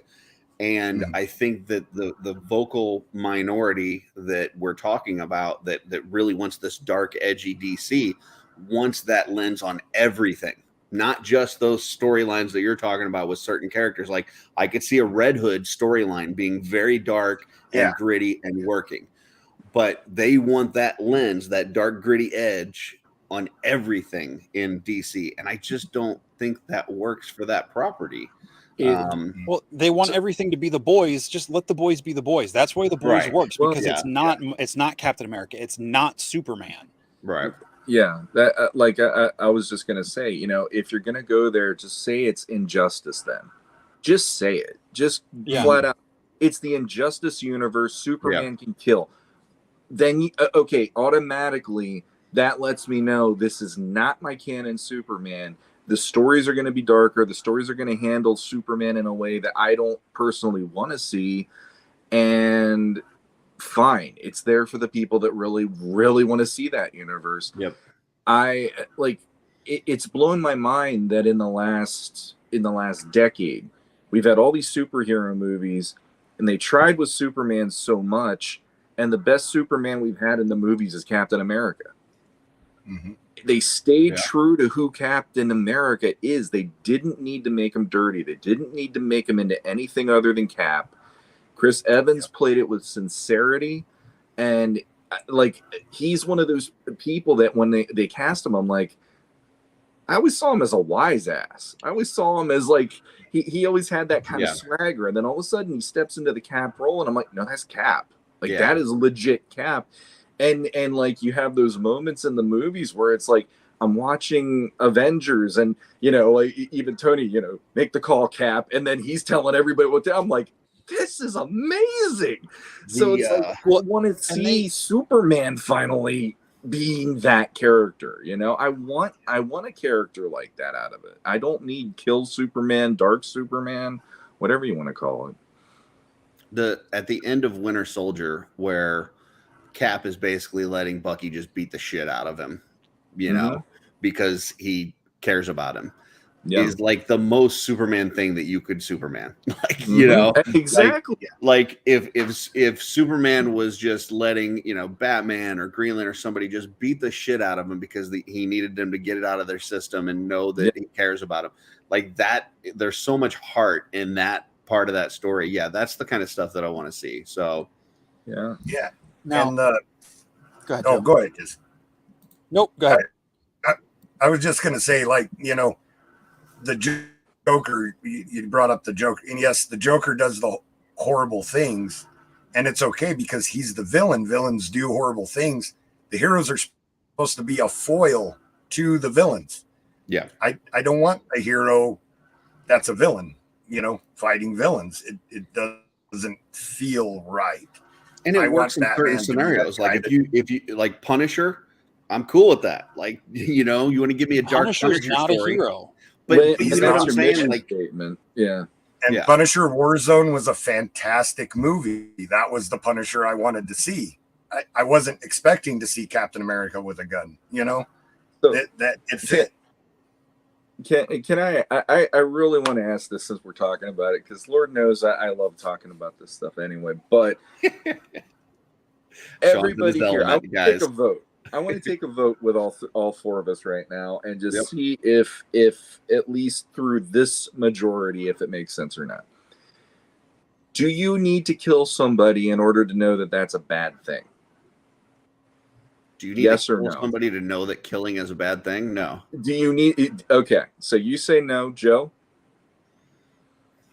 Wait, say it again, because Curtis actually confused me with his Do, answer. do you need to kill someone in order to know that's a bad thing? Maybe I shouldn't do that. Oh, no, not at all. And I think I know where Jesse stands, but I don't want to speak for him.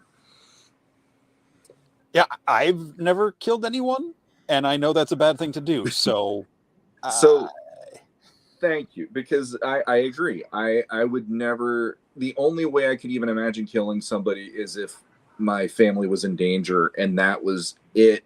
But in that way, that's like the last resort too, in my opinion. I would try everything in my power not to do that. And what I loved was after Man of Steel came out, and when they had the whole heads, the neck snap moment and all that stuff. One thing that Snyder kept saying is, well, that's how he gets his no kill roll. And I'm looking at it going, okay, number one, this is Superman. Number two, no one needs to kill somebody in order to establish this isn't good. Maybe I should have a no kill rule from now on. And it's like, this is not the character to deconstruct and examine that with. Batman, possibly. Because Batman's one of those characters that people always go, why doesn't he kill the Joker? Because the Joker kills so many people that eventually that body count is going to mean more to people to say, get rid of Joker, than the one guy that you keep throwing back into Arkham, perhaps. And even there, it's like, I don't need to see that movie because I already feel that's already worked out. But like, Superman? Really? This is how you explain the no-kill policy? And the thing that doesn't make sense about that completely is that Superman's whole life is about holding back. Like he's got to hold himself back. So like when he's fighting your everyday criminals and even against supervillains, he can't just go full force. If he hits them as hard as he can, he's going to destroy them. If he shoots them with his laser beams as hard as he can, he's going to kill them. Like I think in my mind, growing up reading these comics, the only fight that he actually went full bore Superman was against Doomsday. And that's because that was the only way to stop him. But every other fight that he has ever had, he is trying to use just enough force to stop them without using too much. Because if he uses too much, he will kill them. And he is so against that he's constantly holding back. So I think that's integral to who that character is. So, it's just one of those things that, when I saw that in that movie, like immediately I'm like, that's not Superman. And the sad part about it is, and I know you've talked about this, Sean, is that I think Cavill could have been the perfect Superman, but that ruined the chance of him being that perfect Superman because of terrible writing and directing. Yeah, and the studio, it's like they wanted to course correct every single time a review would come out. Yeah. So all of a sudden, people don't like that. We can't do that in the next movie. And they have to keep doing it. And it's like, I think they're just throwing shit at the wall and see what sticks. Well, they had no person as their person. They didn't have a Kevin Feige. They didn't have a point person. And that's why I think so many people have gathered at the altar of Snyder for that reason. Because they're like, well, he put out the first two movies. He's got an idea of what's happening. His idea should have been reined in, because his idea wasn't the greatest idea. It's like even Christopher Nolan was involved in Man of Steel, and it was Snyder, from what I read in reports at least, who came to him and goes, we should put Superman in a no-win situation. He has to kill somebody. And Christopher Nolan fought him. And Nolan eventually just finally goes, fine, whatever. Like he gave into it because he wasn't there working on it. He was a producer. He wasn't a director. Otherwise, we might not have gotten that moment. But and you know what? I wouldn't even be opposed. I would be opposed, but I wouldn't be as upset if they had Superman kill somebody in the third, fourth movie, and it was like a Doomsday type thing where he had to do it in order to save everybody else. Kind of like you're talking about with your family. to do it in the first movie when you're trying to establish who this character is. They didn't pick up that Superman movie with him already being Superman. They started from him, you know, being with his parents and all this and that. And you're telling an origin story. When you're telling an origin story, to ramp up from that to him killing somebody never shows the growth of that character, who he is, how he embodies the, you know, what we want to be as humanity. You know, like you guys were saying earlier, like he is always an outsider. He's an alien, but he's an alien in the comics that the humans look up to, because it's like, we wish we were as human or as good as you are. And, you know, he's just the Boy Scout. He's the good guy. And you want to look up to him. You want to be hopeful.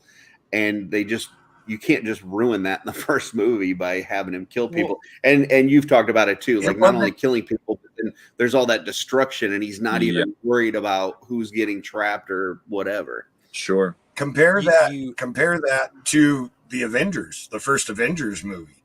Like, what do the Avengers do when the aliens attack the city? Their main goal, the way it was written, was to protect people, to save lives. Fighting the aliens was second. I felt like that should have been much more. And I mean, the biggest opportunity they missed was not having Zod say kneel before Zod, because that was just you got to have that horrible decision they could possibly make for that movie. But secondary to that was Superman not saving the day. And that's what Superman does, is he saves the day. And that made me very sad watching that movie. Well, so, Age of Ultron is another great example. Like, you've got that, you know, the big piece of land that's like being lifted up, and there's like the cars falling off and stuff. And all they're focused on, they're not focusing on the robots and this and that. They're all focused on saving the people. You know? Yeah, and that was pretty reactionary to Man of Steel, because that came out right after that movie. And Marvel was like, hold our beer. We're going to show you how it's done. And it's like the thing. One of the last things I'll say before I shut up is just the fact that, like, when Superman puts on the Superman suit, you know, when Clark puts the suit on, that's his chance to show the world who he is. That's his chance to let his real self out. And like, I know Christopher Reeve's movies are the gold standard to some people. There are other people that, you know, it's too dated for them or what, and that's fine. But the one thing about those movies that's still special to me is anytime he helps somebody, he always has it's like the first thing that Lois does. Who are you? A friend. And he looks at her so genuinely honest. He smiles, flies away, and says, bye. And it makes you feel like there's somebody out there that has your back. And there's somebody out there that can do amazing, wonderful things. And he makes you feel just as important as everybody else on that planet that he can look after and try to do the right thing for, if he's able to. He wants to do that. Yeah. And that's the thing about it. Like, that's why doing the whole dark version of him sucks. I'm sorry, it just does. Superman as a character is about that hopefulness, that optimism, and a lot of that is just passing it forward, paying it forward to the people he's looking after. And the thing is, like, when he's doing his stuff and people are amazed by him, and it makes him, it's that whole thing of like, you trust me. I don't want to ruin that trust. I don't want you to be afraid of me. I don't wear a mask because I want you to see that I mean what I say, and I'm who I am. And the mask is for Clark, you know, and I like that about that character. He's Superman, but he has to wear the mask to be Clark in order to make people not be freaked out that he's Superman 24/7 or whatever. And that is like so key to it. So if James Gunn can do that with this movie, which I've heard a few things here and there, like casting wise, I heard Pa Kent might be getting cast soon, and they're still talking about who might be the new Lex Luthor. So those are interesting. But and James Gunn did say there's no confirmation that there is a Lex Luthor in this movie, but exactly. But if they can do that, where it's that feeling of trust and hope that he has to the people that he's he's protecting and stuff, I'm going to be cheering my ass off in that theater in 2025 when that movie hits, because I want that again. Yeah. Well, and I, we talked about the David Corn Sweat. I'd never seen him before. And, you see that picture of his face and it looks, it kind of has that Superman vibe. But then I did see one other picture of him this week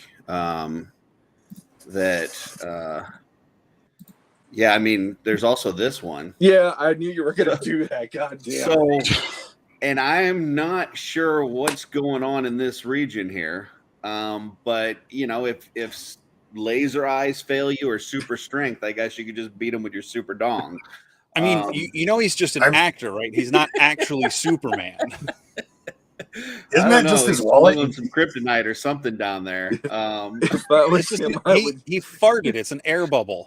It's an air bubble. Farted, and that's a hell of an air bubble. I mean, look, those are pretty tight shorts. That's an air bubble. Come on. I hear they call him the human tripod. I don't know. That's what I've heard. This could be proof that Gunn might be doing the red shorts again too. We never know.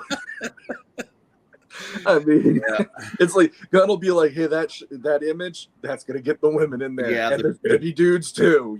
We gotta do this, guy. We gotta. The trunks aren't gonna hold that in. That's gonna definitely go down the pant leg." So. It's like, do you remember when Christopher Reeve just came up with random powers in the Fortress of Solitude in Superman 2? I got a really good one for this movie. Well, there you go. You never know what's going to happen on OffWorld. So. Thanks for that, Curtis. Yeah. Now we can't unsee Superman. You cannot unsee that. So. You heard of Heat Vision? Yeah. He has to roll it up so he doesn't trip. Who knows? He may use it as his belt. I don't, wrap it around a couple times. What the actual hell? Now, don't forget to spray paint it yellow this time. Last time it didn't work. We got an NC-17. This is not my version of Superman, people. It won't fit through the belt loops. I'll try not to think about Wonder Woman this time. I swear I won't think about Wonder Woman. Good stuff. Good stuff. He's got his own flight stand. So yeah, there you go. Just put the screen behind me. I got this. It was the last one. Sorry. Oh my god. Okay. All right. What else we got? Toys. Anything toys we want to talk? I know we talked about Cosmic. Let's see. Let's pull up some Big Bad Toy Store, everybody. See what we've got. Obviously, the Mondo. We talked about the Mondo Skeletor last week, I think, or the week before. That just ended today. So that's whoever ordered that, great. If you didn't, you missed your shot. We've got Big Bad Toy Store. Why are those nunchucks so long? I do not know, but it does look like they're actual metal. He saw that last image and said, wait a minute. Seriously, there should be like he's got nunchuck 3 or 4 chain loops at most. Yeah. That is long. This is a NECA Mikey. And yeah, that's pretty long. It's going all the way around his arm and then back around this way. Maybe they couldn't get the articulation to have him reach around like that, so they just made the chain longer. Well, I mean, that's what you do when you can't get a reach around. You just got to get something longer in there. Yeah, you don't want to skip out on the reach around. That's for sure. It's after 11 o'clock. It is what it is, people. Let's see. We got a thumbs up. We got a couple thumbs ups. We got. That's my favorite right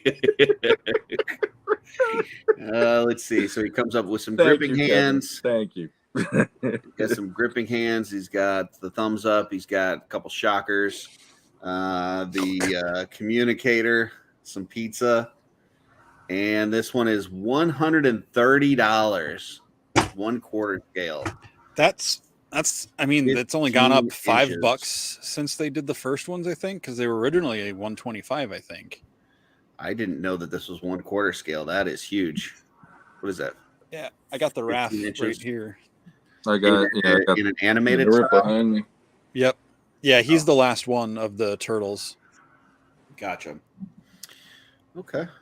Well, there we go. Yeah, So these have there's been coming Mikey. out for what, close to almost 10 years it's taken to get all 4 of them out. I didn't know they did quarter scale on the animated. I thought that they only did the movie ones. Isn't that what you got behind you, Sean? That's what I have. But those have also been. I've seen the Donatello one a lot in certain Gotcha. places I've gone to. Which, I mean, we know Donatello's the best. So, He does machines. that's true. We've got the 4th of July sale going on. And so first thing that we've got on the 4th of July sale, we've got Wave 5 of Teenage Mutant Ninja Turtles Ultimates for $130, which is a 41% discount. So don't know if you need those figures, but that's quite a bit off. It was $220, now it's down to $129. Little Krang. Who else we got in here? We got whoever that dude is. Ray Fillet. We got the crocodile dude. Why is he so buck teeth? Leatherhead. Okay, let me show you guys something. I had to pull the trigger on this thing this week. I had to pull the trigger on this guy because Max Bird. Have you seen the Max Bird sets for this guy? No. Oh God, hold on. Let me look it up real quick. Actually, I'll do it here so it stays on this channel. Max Bird Crocker. Oops.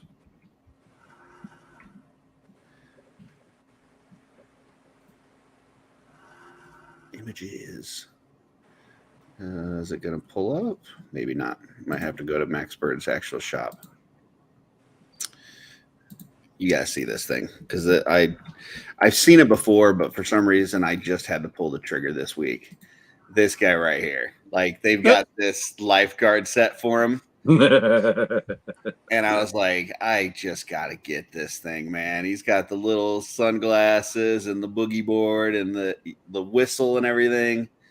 So I had to place a Max Bird order because I wanted to get something for a buddy. And I was like, while I'm doing that, I'm going to get this thing and buy that Crocker. So, yeah. So I'm waiting. This was in my pile of loot. I just shipped it today, so it should be here in the next few days. But this thing's cool. I like it. It's got a lot of awesome. Yeah, it's got a lot of accessories too. It's got like this vest and the hat and gun. Then there actually is a Big Bad Toy Store version that's a little bit different. But let me get to so here's where it's got all the accessories and stuff. But then they've also got this version, which is exclusive to Big Bad Toy Store. And it's just a little bit different skin tone. It's got like the more greenish skin tone rather than the kind of dirty brownish. And the vest, instead of the tan, is this like, camouflaged red.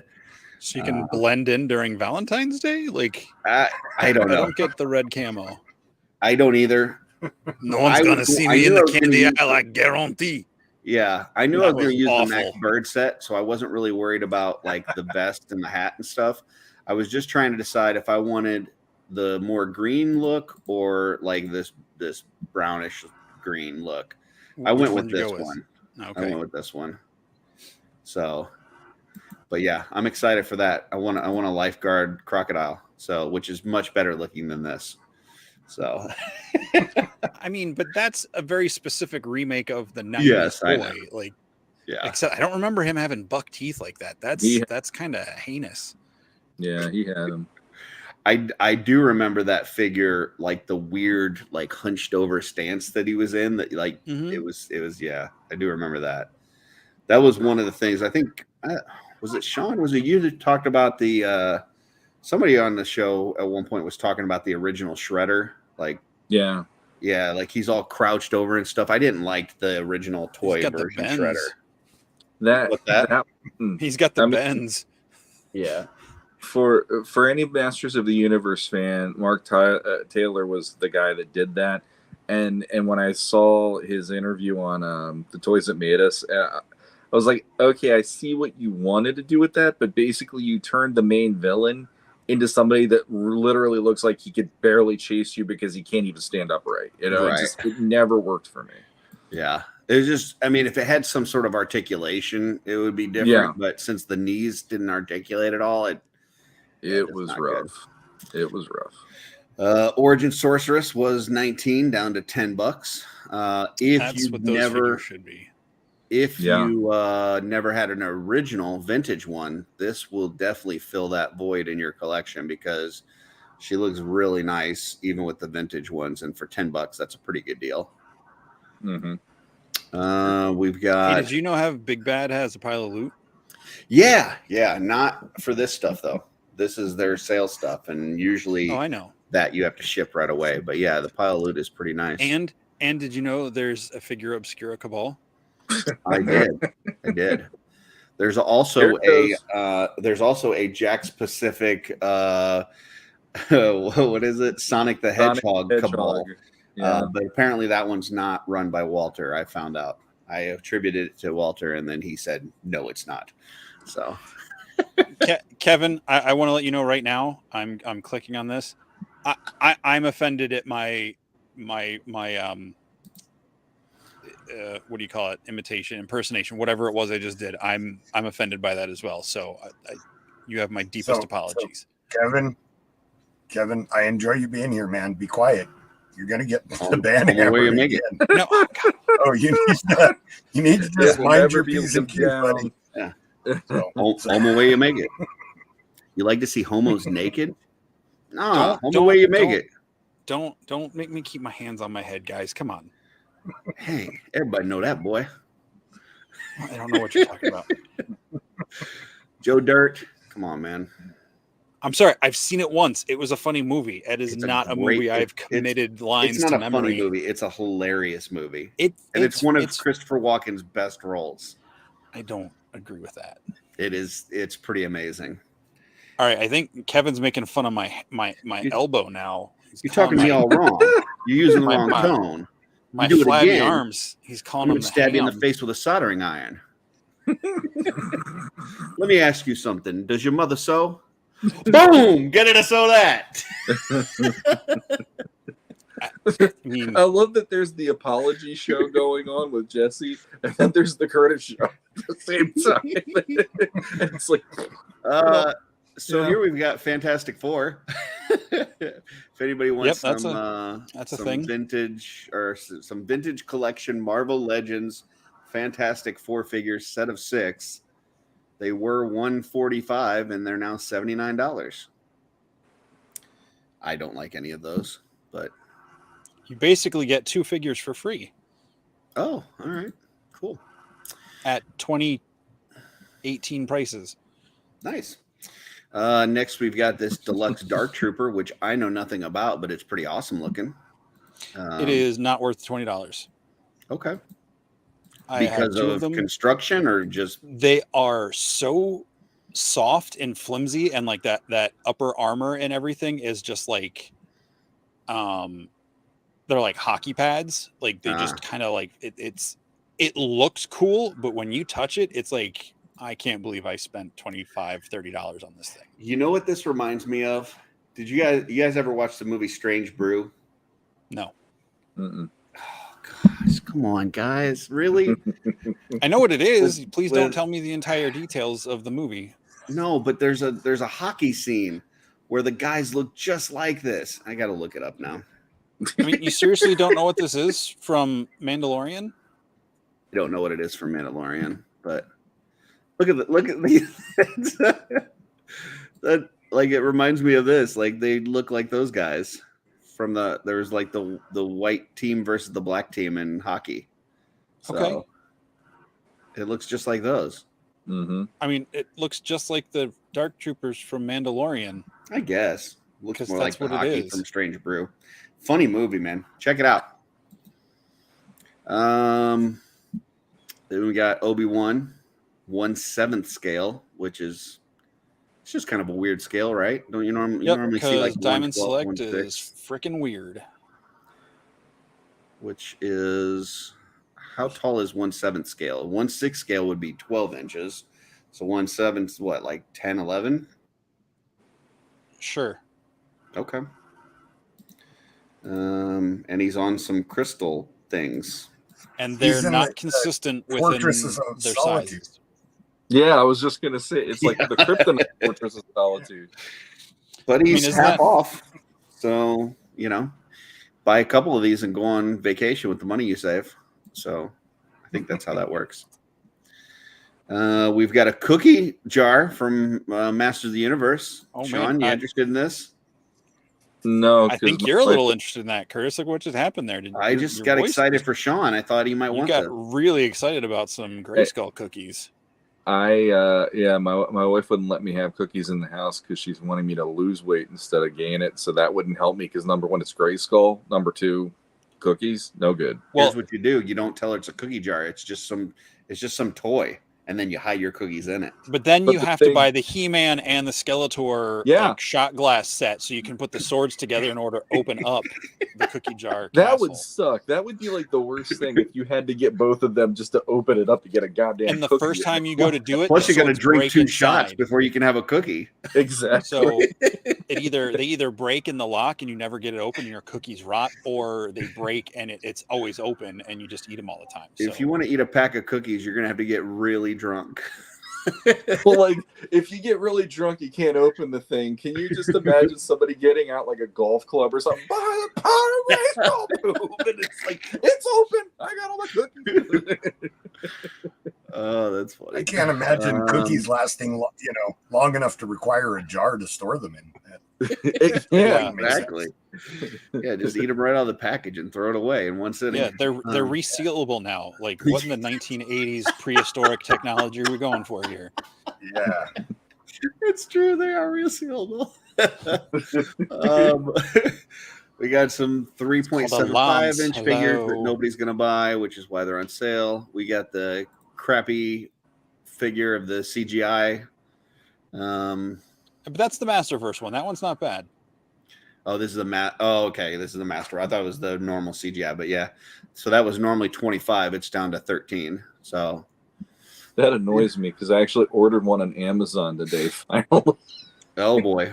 I didn't know it was His part of leg- this, but it's Well, there you go. Cancel it and get this one for $13. honestly no. Like the thing is, I'll get that faster than here because like my Amazon thing usually it'll be here like Tuesday or Wednesday, I think it was saying, even with the holiday. And it's like Big Bad Toy Store, you never know. But it literally takes a trip around the world before it gets to your door half the time. So Joe's got a good point. The Power of Grayskull missed leg day.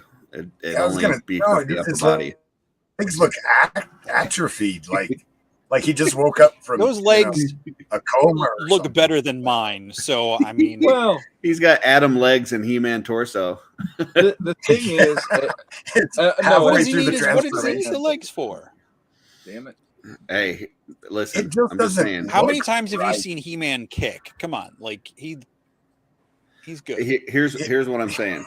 If I'm He-Man and I'm using the Power of Grayskull, I'm expecting everything below the belt to, get a little bigger too. If you know what I mean. I Just a little- have never He looks talked like- about other people's junk as much as I have being a part of this show.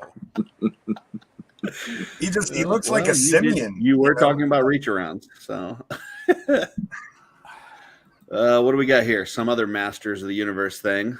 That's This a is cool place. That's Castle Grayskull. Okay. On CGI, it is. Yeah, Not quite how it looks in the show, but it's more majestic on the show, but as a playset, I have it. My son got one as a gift, and it's a cool playset. It's electronic. It has all sorts of different sounds it makes. It actually, like, there's certain things you have to do to get the bridge to open, the drawbridge to open and stuff. I'm You like, have to put the sword in the top to get the drawbridge to open. no, I forget Oh, what, okay. because like over here on the side there Oh, is right here. the panel, but there's like all sorts of different things where it's like it's more interactive than I would have expected it to be. I I like just it want to get personally. one so I can put my Mythic Legion goblins with it. There you go. Gotcha. I'm kidding. I don't. Okay. I don't have anything against it. I just don't want one. Here we've got Mafek's Batman Stealth Jumper. With his CPAP machine. $74.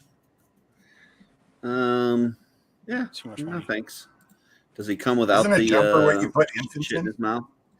Yeah. Or it's a sweater if you go to the UK. Do they not have an Oh, option yeah. where you can not have the tubes in his mouth? No, I think because that's why that's this figure. You're he No, will I get literally it, but die. it'd be nice if you could unplug it though. But I guess not. no, you have to buy a whole different figure to get it without Yeah, that the sucks. mask thing. That's why no one's They- buying it. Everybody's favorite. Everybody getting this one? I have him. Oh boy, Jesse, you make me sad. That shield is It- pretty Well, good. I like Jar Jar. Screw you. Oh boy, Misa. He's not my thinks you're favorite dumb. character, but Misa don't understand that. it's okay.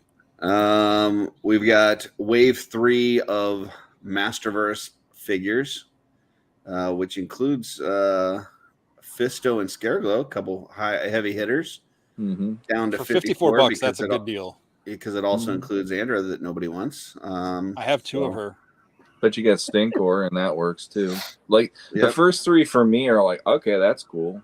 Yep. So Stink, I mean, that's- Stinkor 2000X or the Mike Young, that episode with Stinkor. Oh, yep. that's What got me to love them. As a kid, I'm like, oh, this is. Everybody would do the it's a fart joke, but when you actually watch 2000X, it's like this is freaking amazing. yeah, I love. he's like toxic poison stuff. Yeah. Yep. And I love the minute he shows up in Snake Mountain in the throne room, he's like, I am Stinkor and I have the power of Stink. And then Shelter just blasts him. And I'm like, that is such a great intro to this character for everybody. Next, we've got SH Figure Arts Falcon.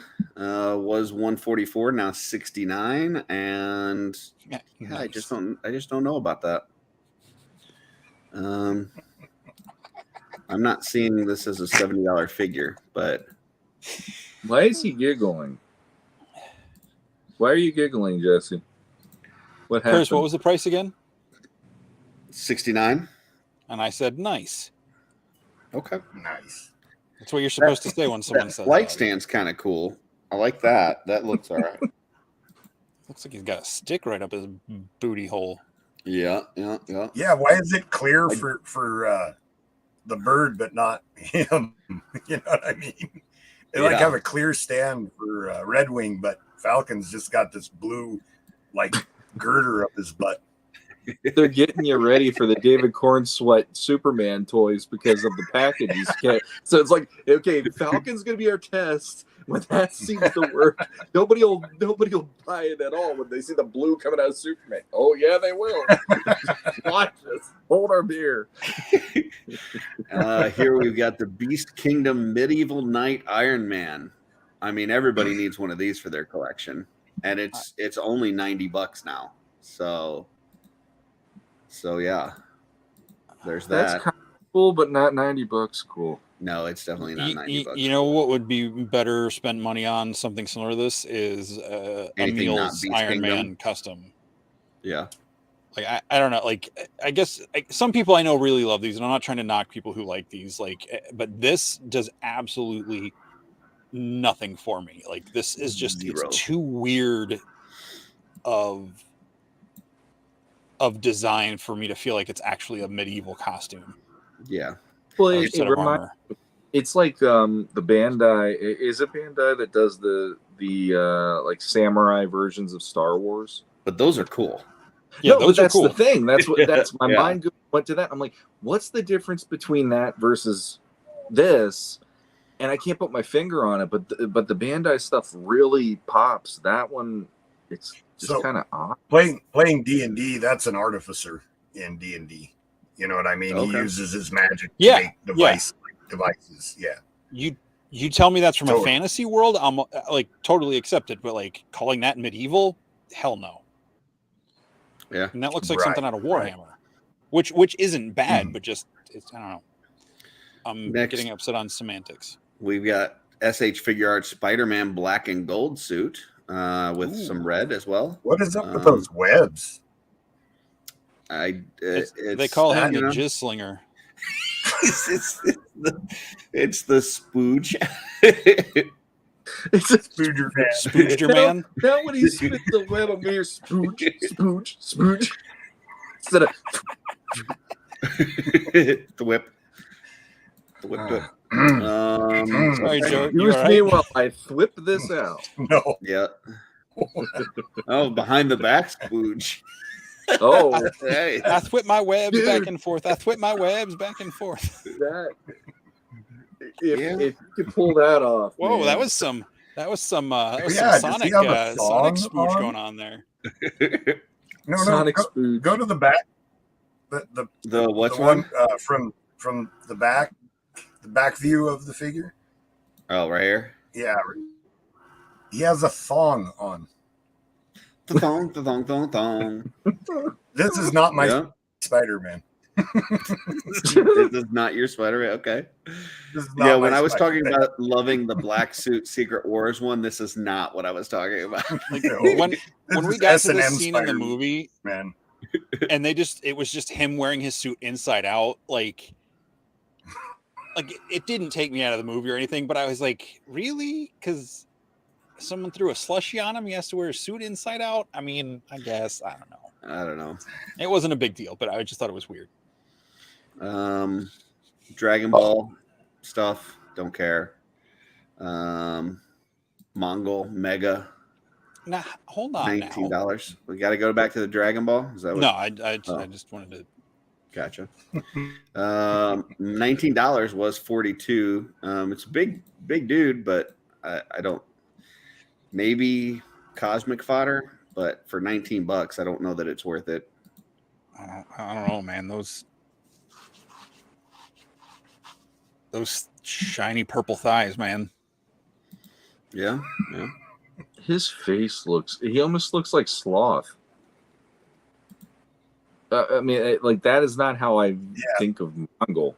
If I think of, like, we've got Looks Final like Sloth Fantasy. played by oh crap, what's his name? Slimer. Oh no, oh crap, what's that guy's name? Clancy Brown. Yeah, That's a weird scale right here. This is 9.84 inches. I don't even know what scale that is. That's got to be like It's from Japan. 1/8 scale. Yeah, but it's just weird scale. Okay. It's probably something like 30 centimeters or something. Damn it! I just bought this figure for like 24 not too long ago. Why? Because I wanted this. I wanted the belt and the holsters. So You wanted the crotch bandolier. sure. The little jacket thing's not too shabby either. The hat's stupid. I tried cutting it off. It's terrible. So now come on. whatever this thing is. I have no idea. Shadow Panther. Yeah, I don't know the Beast Wars stuff at all. I'm sorry. Yeah. I know a lot of people love the Beast Wars, but like That's dumb. animal modes Yeah. are the stuff of nightmares. And next we've got Transformers that don't transform. So Some of these were sculpted by the Four Horsemen. Okay. I mean, These would have been better if they did cell shading to them. Like just the full flat paint just makes them so blah. I just don't know about that, man. Okay. F-19 Apache. AKA Springer. Springer, yeah. Okay. And that is 139. Was 220. Is that Um, like masterpiece scale? it's 9.6 inches, whatever that is. I mean, I think that's 1/12 scale for a Transformer, wouldn't it? No, most. Oh well, I don't know. Don't even click on that.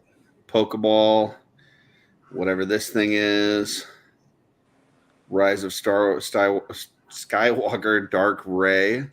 This looks terrible. That is I mean, it's supposed to. that.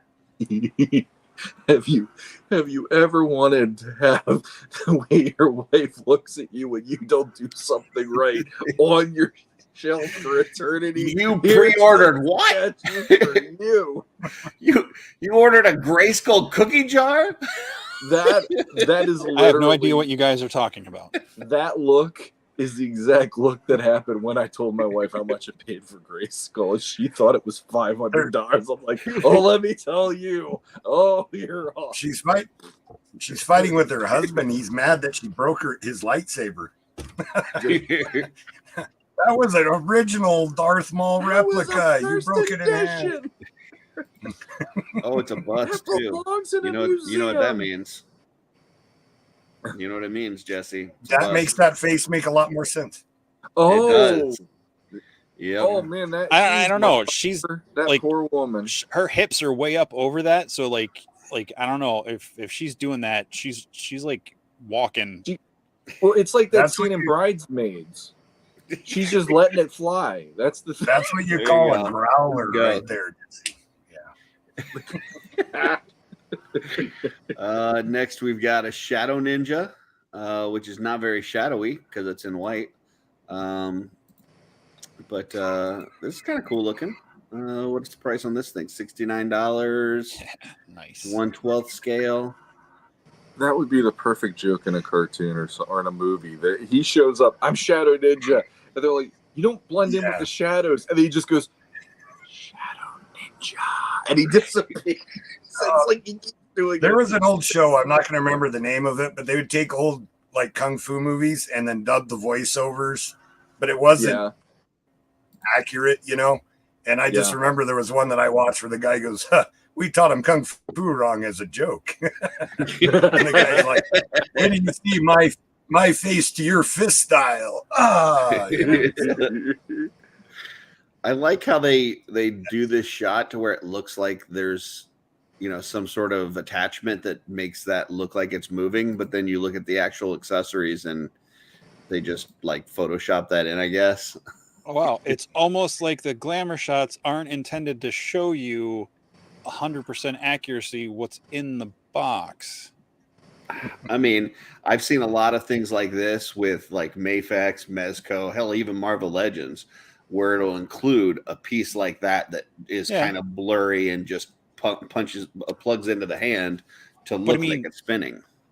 But I'm just saying, like a shot, like if this was just like on a flat background, like with a white or a gray background or something, or like just a product shot. I mean, this is clearly not just a product shot. Two of the there's only 4 photos. 2 of them have that thing spinning on it. Okay, but does it come with the bridge in the snow? I mean, no, but this is the weapon that he's holding. He's holding this here and it goes to here, and then he's got the spinny job. But then when you look at it, the weapon's here, and then it goes no spinning job. Stand him next to a high-speed fan and run with it. I'm just saying, like he's not holding the bridge. He's not holding the background and stuff. This is a weapon that he's holding. There's snow on his feet. Oh, get the fuck out of here. I'm just saying, some people need to use some common sense with photos like that to know that everything in those pictures doesn't I'm necessarily saying come with the that toy. we are starting to get that kind of a spinny accessory with toys. So if you're going to put a spinny accessory looking photo in there, you need to, make sure that you include a spinny accessory toy. That's all I'm saying. He's also called a Shadow Ninja, and he's white. So the whole thing, true. It's just It's a Barnyard Commandos. This is set 1, wave 1, set of 4 figures, and it's was $200 down to $99. Holy crap! So I'm not sure what's going on over at Premium DNA, former Megalopolis, but it seems like their Barnyard Commandos aren't moving too well. No, they don't. Yeah, there are, especially like the 2 ones that are like I have the bottom right corner, the bottom left corner, the Ram. Yep. It's got more articulation than it needs, to the point where it's disappointing that it has as much articulation as it does, because it's like if it was just like rigid plastic, like the original toys were, I would have been much happier with it, and it probably would have cost less. But it just seems like there was so much tooling on joints and articulation that you can't, like, if you move the legs, you can't position the hooves to make it look, like the Battle Cat, where the paws are moved. Like it's so they much, over-engineered it, which made the price too high for what you wanted in these. At least for the one in the bottom left. I've not gotten the ones that are upright. Their articulation is probably a little better for what that figure is. So I just picked the wrong one. But and what made you pick that one? Is it the Band-Aid across his nose? Yeah. I liked it. It comes with like a giant rocket launcher on its back, and I just thought it looked cool. Did you collect these as a kid? I had like one or two. But yeah, like it's got, why does it have an ab crunch? Like it just has so much articulation. I don't even see, do they even show one of him standing up? No, he doesn't. The two on the bottom don't stand up. They're meant to be. Okay. Gotcha. But I'm pointing at my screen. Like the back legs look like you can like stretch out those lower, like the lower, like from a knee joint, and you can a little bit, but like for what reason? Like it to ram kick you in the junk. But the upper legs don't articulate enough to make that an option. I mean, this stuff, it's painted well. It looks cool. Yeah. I for have $25, zero attachment to these. Not a bad deal for $25 a piece. And they're big, like they're large. What's the size on these? 5 inches. Okay. So that's 5 inches tall. That's from like hoof to horn on the one that's like sitting down. I don't know if that's including the rocket launcher, but they're easily 2 or 3 times larger than the original ones. Yeah, that's like half a Superman junk. So it takes up, a solid chunk of space on the shelf. But yeah, that's what they're well sculpted and everything. They're a little disappointing. Yeah, Superman's junk's well sculpted too. You've never seen then Superman. We got Ghost in the Shell. No attachment to this, but is it a statue? It doesn't look like it's got, I don't see any articulation. I guess it's a statue. Okay, then we've got last two. We got the Daniel and Johnny 2-pack, and that is $45. So okay. Oh man, does it come with the ref? It does not come with the ref. Although it would be cool. It looks like it comes with the trophy, though. It looks like slow motion robot chicken going through that. Why does Daniel look like he's high as shit? Hey, guys, I think yeah, that face is not very. I'm supposed to go kick somebody now. That face is a little closer, but this is not close at all. I'm the great Cornholio. That looks like that actually looks like Elliot became Daniels. Yeah. Elliot. It looks like the kid that's like the klepto from what was that? Not She's All That. What was the one, the house party 90s movie where all the kids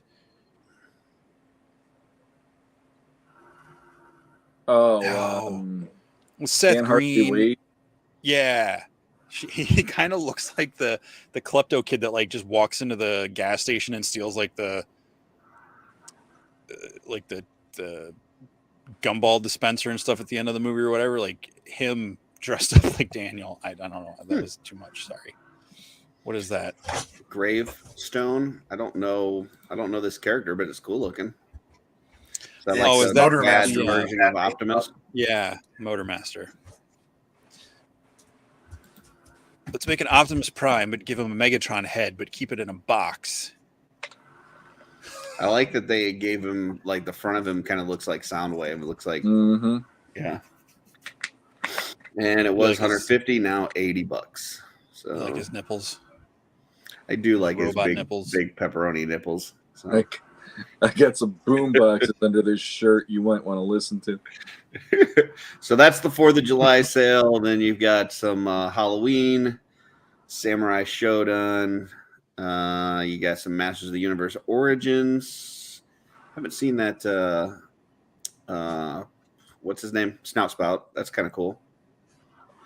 They've also got a weekend sale going on. I'm not really seeing anything on there that is popping out at me. Anybody see anything in there that they want to look at? I like the Powerpuff Girls. Very nice. Very nice. Bandai stuff, defective loot boxes, which if you want to really blow your money and make your wife mad at you, go to get some of these because, yeah, there's some prices on some of these as you go down through here. But we saw some like. Wait, was that a Felicia? Who to what? Keep going up. It's like the third one down. The cat chick from that fighting game. Yep. This one? Yeah, that's all right. I just wanted to confirm that's what it was. Wasn't it Night Stalkers or Dark Stalkers? I think it was. And then when you look at yeah. these, they'll have typically have broken parts and stuff. What? Oh, yeah. I was like, what the heck are those pieces supposed to be? Hey, it's a theme night, you know? Oh, shoot. Couple throw pillows, a TV news. Oh my God. What is that? It's like amateur taxidermy hour over there. That's what that is. Marshmallow. You sounded like at the end of Princess Bride when he's doing the To the Pain for the pain. Yeah. Oh my God! What is that thing? That kid, if that could through like its mind communicate, it would just keep going, "Kill me, Billy! Kill me, Billy!" Like, for the love of God, put me out of my misery. So, it's only $300. Yeah, there you go. They've got their spring clearance sale, which, last I checked, it had like 4,000 things. So if you really just want to scroll and look at a bunch of useless stuff that you'll never buy, take a look at that. Half of the stuff we looked at is in that picture already. Anti-monitor. These are new. And I have, I remember watching this show, but I don't have enough attachment to want to buy these. But, if you do, this is kind of cool. I know a lot of people bought the Alf. Is this something that's up your alley, Jesse, or no? I remember liking the show as a kid, but it was not one that like the whole family sitcom of it, I think wore off really quick for me. Mm. So there's not enough of a desire to want to get any of these. No. Gotcha. Not for $42. No, there's no Stegosauruses, so zero interest. Gotcha. I mean, they look great. Like if I was into the line, the property, I think they look really cool. I mean, they look really well done. But yeah, Is this Defenders of Eden 2 or is this the first wave? Yeah. This is Where Are They Now? Gotcha. And that show had one of the most depressing endings ever. They did it where Earl, the dad, ended up doing something at work that triggered the Ice Age. And they literally ended the series on the family just huddled in their house. There's snow going outside, and even the baby is just worried about what's going to happen next, and they just leave the house with the implication they're going to die. That's that. And I remember thinking, for a freaking comedy show, this is how you end it. That was just it hurt when I saw it. I was like, I don't want to go back to this ever again, knowing how it ends.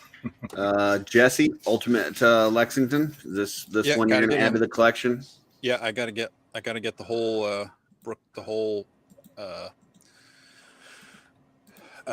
Manhattan Clan or whatever the heck they're called.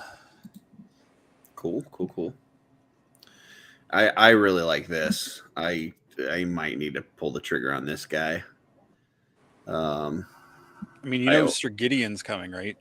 I do, but I always liked Strongheart from the the Dungeons and Dragons line. Like it was, I had this one and Warduke were the only two figures that I had from that line, but I just love this figure so much. It was so great.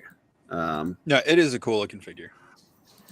And it doesn't. You're right. I mean, like you put this up to next to a Sir Gideon, and for more, well, it's basically the same price now. Was more money, but for same price as Sir Gideon, like this does not hold a candle to that. But just the nostalgia of it, I may have to pick this figure up. I was like the close Dirk. on Warduke, but this is pulling me even more than Warduke did. Nice. What were you saying? I like the Dirk, the dagger, like the slender dagger. Like it looks.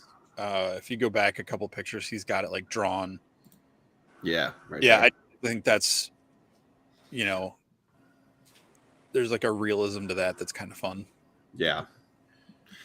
So I may have to pull the trigger on that one. Well, then we got dropping the truth out here in the comments. Okay. I mean, everybody's entitled to their opinion, and yours is wrong. This is the new Indiana Jones stuff. Well, they've got mixed. It looks like we got some of the stuff that's already out, and then we've also got the stuff that they just announced with the Last Crusade stuff. Which, I mean, this is what I got to get right here. I got to get Sean Connery. Like, I might just make this my only figure, because he's the only good character in all of the Indiana Jones movies. So Shots fired. that was just seeing if I could get a reaction out of Jesse. That's not true. Wow. This thing, I like this guy too. I think this looks neat. $25. I might have to pull the trigger on this one. I gotta say, I like the build and artifact for this wave better than the. I don't know. There's just something about the build a figure for the arc just sits wrong with me. And I'm not trying to be like overly religious or anything. It just seems weird. But this one, I like this because it's like a whole little mini diorama. Oh, is that what this is? This is going. So towards? they all build. I don't know where it is, but one of them there's a picture of. It's like the whole table with like the round part and all the different pieces that set into it. I don't know if any of the figures has that at the end, but yeah, there's like the base of it, and then there's like a countertop piece that goes on. That it would show that somewhere, maybe on the back of the box. I don't even see it on the box. I don't know. I haven't looked at it on Big Bad, but I saw it. Oh, it's on the side of the box there at the top. Shit. I mean, it's really small, but I think it's like a cool little like set piece. Oh, this thing? Yeah. So, and like you have like a several like chalices and stuff like laid out, and it's like that whole thing. It's not like the whole room, but it's like a little section of it. You would think there would be like an all-in thing, like if you wanted to buy the whole wave. I don't see that though. Because they probably do them as a mix. It's probably like a mix pack where it's like 3 indies, an Ilsa, and 2 of every other figure, or some random thing like that. Gotcha. Nothing says awesome action figure like a dude with a cane. Makes it hard to do the build a figure though if you can't buy the whole wave, or the build whatever, build a scene. Well, that's what I'm saying. It'd be nice if you could do it all at once. And then look at you trying to make things better for the customer, Curtis. Now, we heard a rumor from our reporter on the streets at the beginning of the show, Jesse. I'm wondering if you can confirm this, that one of the Temple of Doom characters was actually recalled, or they put it out there like it was going to be for sale, and they put a stop to it. Have you heard anything about this? I have no idea what you're talking about. So apparently this Temple of Doom ones, there is the figure, what I don't know what his name is, but the dude that rips out parts. Yeah, Molar. That was supposed to come out, and then our man on the streets tells us that Disney put a kiboshes to that and said, no, we're not going to put that figure out. That's what I read. And I'm now looking at, that I mean, this is the Temple of Doom one, and he is not in there. So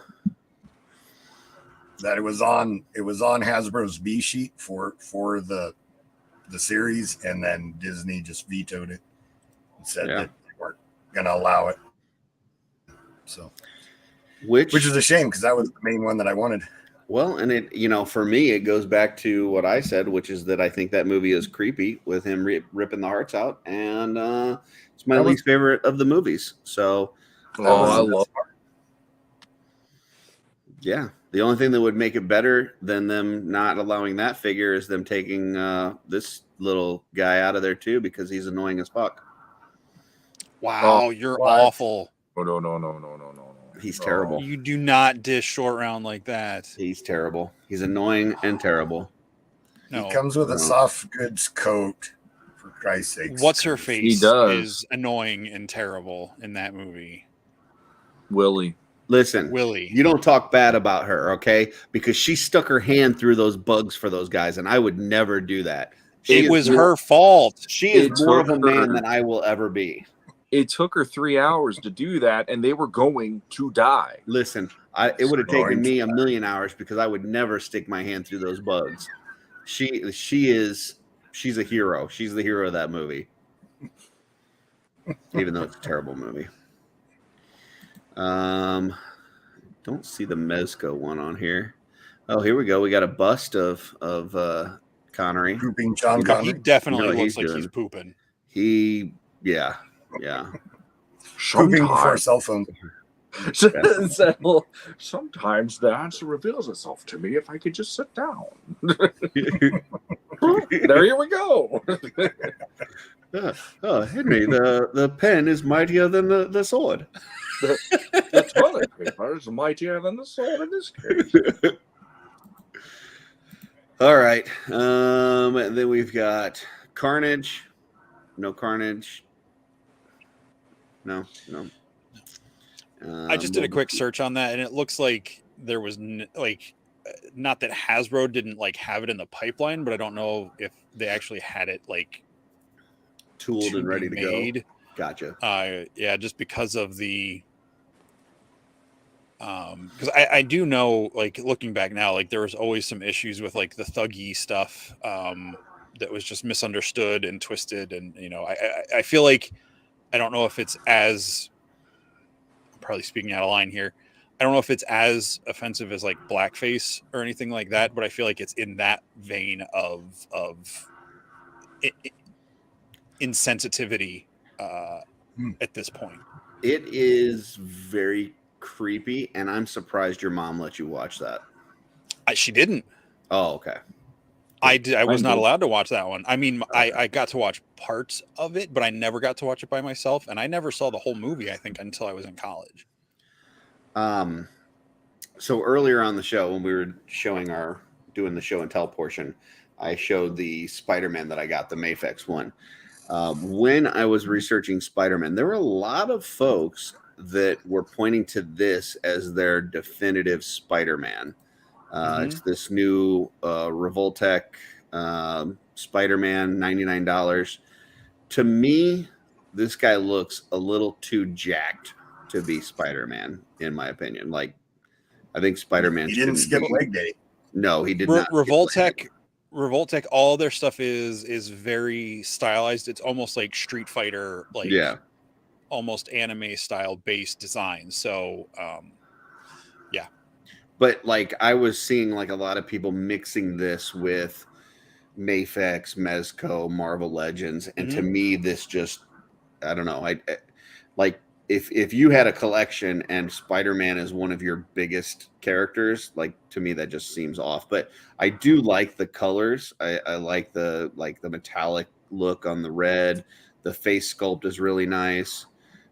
His whips are good. It doesn't look like Spooge. It's got the little wingaling. This is cool. I like the actual webs shooting out like that. So there's definitely some cool parts to this. I just think he's too bulky for me to be. If I was going to own one Spider-Man, I don't think it would be this one. He looks I mean, jacked. this is also the version of him where he's got like the I don't think it's nano, but he's got like the enhanced suit from the comics Gotcha. a couple years ago, where he was almost like Tony Stark level, like Gotcha. science, like tycoon kind of guy before everything got ripped away from him again. Because that's where that neon glow comes around from the edge of the suit, or the spider symbol. Yeah, I do like the webbing, like connecting to his arms there and stuff is kind of cool. It's not a bad figure. I like the paint work and stuff. I just think he's a little too bulky for me.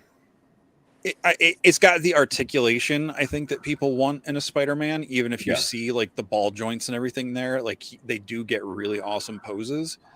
I'm perfectly happy with the Marvel Legend I got for $20. Yeah. Yep.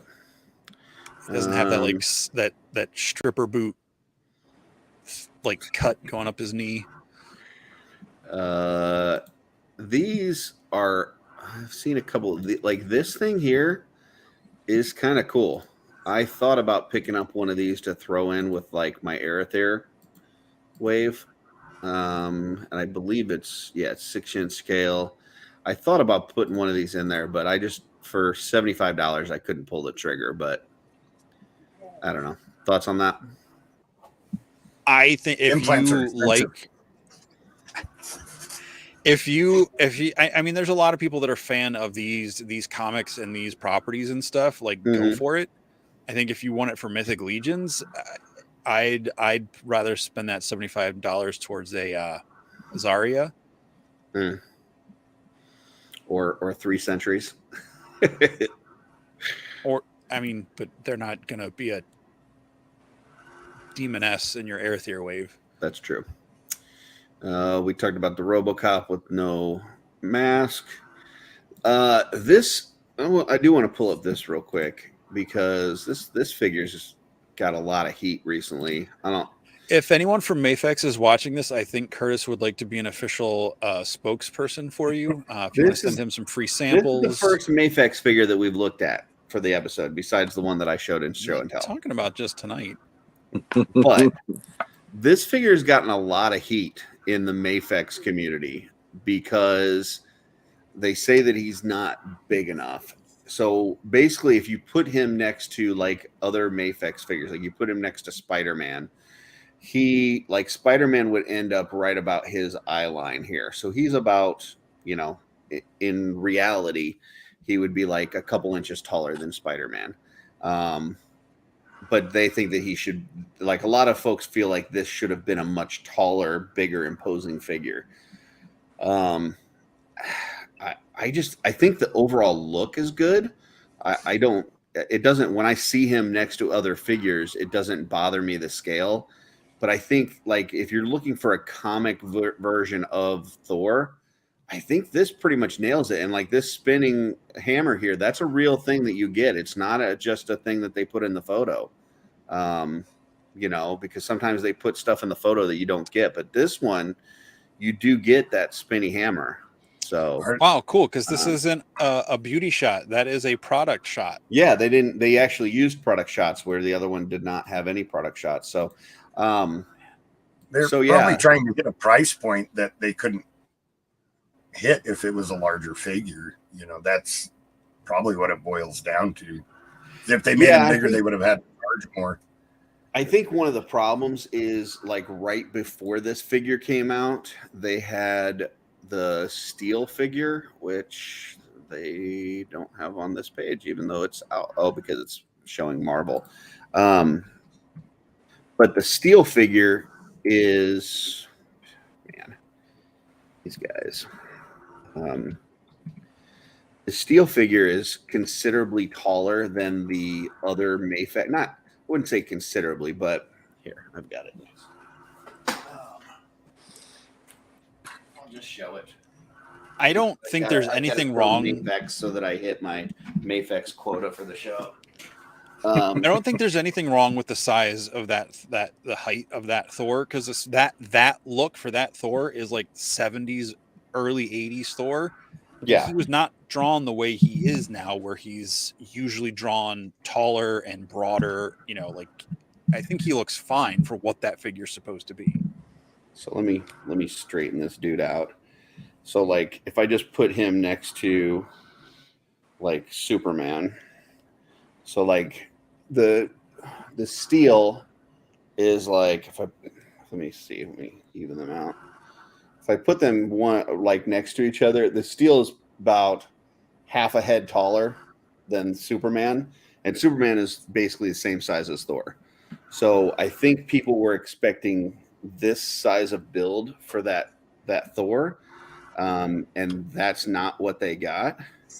So like they're kind of freaking out, but yeah, I think if That you want a steel comic doesn't come with a version, spinning hammer accessory though. So no, it does not.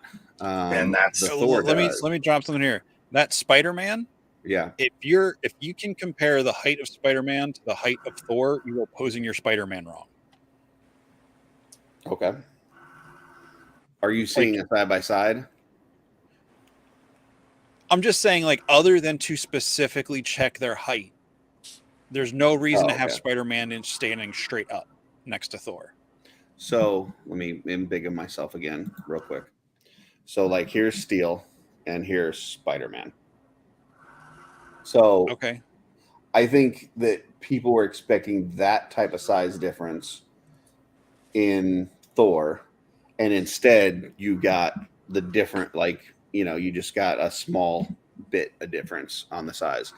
And but you're not, this is a comic version, whereas the other figures that they've done are not really comic versions. So if this is what you were looking for, if you were specifically looking for a comic version Thor, I think this nails it. I think this is what you would want. But yeah, it's gotten a lot of heat in the Mafex community. So Okay. According to online, Spider-Man is 5'10" and Thor is 6'6". okay. So that scale seems appropriate to me.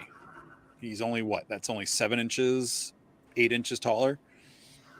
Yeah, and I think if you were to put the figures side by side, it would look more like 3 to 4 inches. So it's not a huge difference that we're talking about, but like some people are losing their freaking minds on this stuff. But Yeah, they need to calm the F down.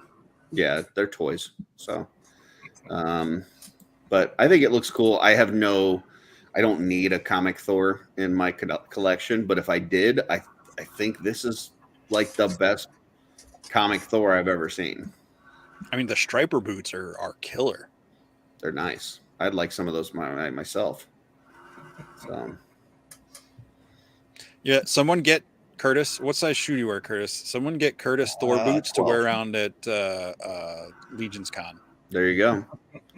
There you go. You know what else I always wanted? I never owned a pair of those Zuba pants. I want some of those. You know what I'm talking about? Where it had like the animal stripes and stuff on it. Oh, yeah. I think I had a early knockoff pair. 90s. Yeah. Those were cool. I mean, they weren't really, but I thought they were cool. So It's about time for them to make a comeback, I think. It would be good. We got G.I. Joe Classifieds, which I don't collect G.I. Joe, but they've been putting out some really good stuff lately. Oh, God, no. I just looked those up. No, they don't need to come back. Oh, they're worse than I remember. The Zubas, they're awesome. Oh, yeah. This is another one of those Spider-Men that's been getting some attention, and this is the SH Figure Arts No Way Home suit. It's got more of a metallic look. It's the one from the end of the movie. Man, you gotta love seeing those joints in there. Yeah, there you go. But it's very articulated. You can get some really crazy poses with it. For Spider-Man is fine, but man, for people that are clamoring for Mythic Legions to be able to do this sort of stuff, no, thank you. Yeah. No. But yeah, I'm happy with the one that I got. I like the black suit Spider-Man. And Jamiroquai, like everybody ordered that, right? You guys all got that? I'm not. I think it's cool because I love this music video. I like this song. I think it's a bold choice to make a figure, but I know music action figures are a bigger deal. Not so much in our circle, but Mm-hmm. I mean, I tell you what, it is an iconic video. Like if I yeah. think back to videos of my youth that were just like truly iconic. Obviously, I think of like Thriller. I think of this one. Man, what are some other videos that from your youth that you remember that really stick out? Take me I have no off or take on idea who me. this is. You don't know Jamiroquai? No, no idea. That was not. Gotcha. So Apparently not the I kind guess of it was music like, I don't know what song it is, but not the kind of music I listen yeah, to. the song wasn't even that great, but in the early '90s they did a You hush your video. This dude did a mouth. video, I love this song. and the song's okay. It's not like amazing, but it's okay. But I don't think that the song would have been as popular as it was had it not been for the video. Basically, you had it to where it looked like the room was all like moving and stuff, like or like the floor was moving and he was moving with it. It was really crazy. And I guess what happened is they actually built this set around him, and there were people on the outside that were basically moving the walls around. So it looks like the floor is moving, but the floor is not moving at all. Like he's standing still on the floor, but the walls are moving because they're moving the whole set around him. And so it's just like this Special really effects. trippy kind of experience watching the video. But to make a No. figure of it just seems weird. Another figure they should make from an awesome iconic video is Mhm. Christopher Walken dancing from was it the Fat Boy Slim song? I could see that. Yeah. Uh, I'm glad you know what I'm talking about. Oh yeah. Dave Mustaine. I'm not going to remember the name of the song, but "Hello Me, It's Me Again." You know, from Megadeth. I know what you're talking about. Yeah. Where he's in the asylum, like talking to himself. Yeah, that was an iconic video to me from my youth. Yeah. And that's pretty much it for Big Bad Toy Store. So, all right. We are at 3 hours and 20 minutes.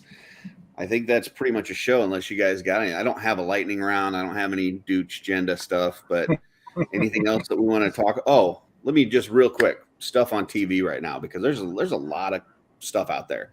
So obviously Secret Invasion's out. I think they got 2 episodes now, right? Is that correct? What? Secret Invasion? Yes. 2 episode. I've only seen the first one. I've not seen the second. So that's going on.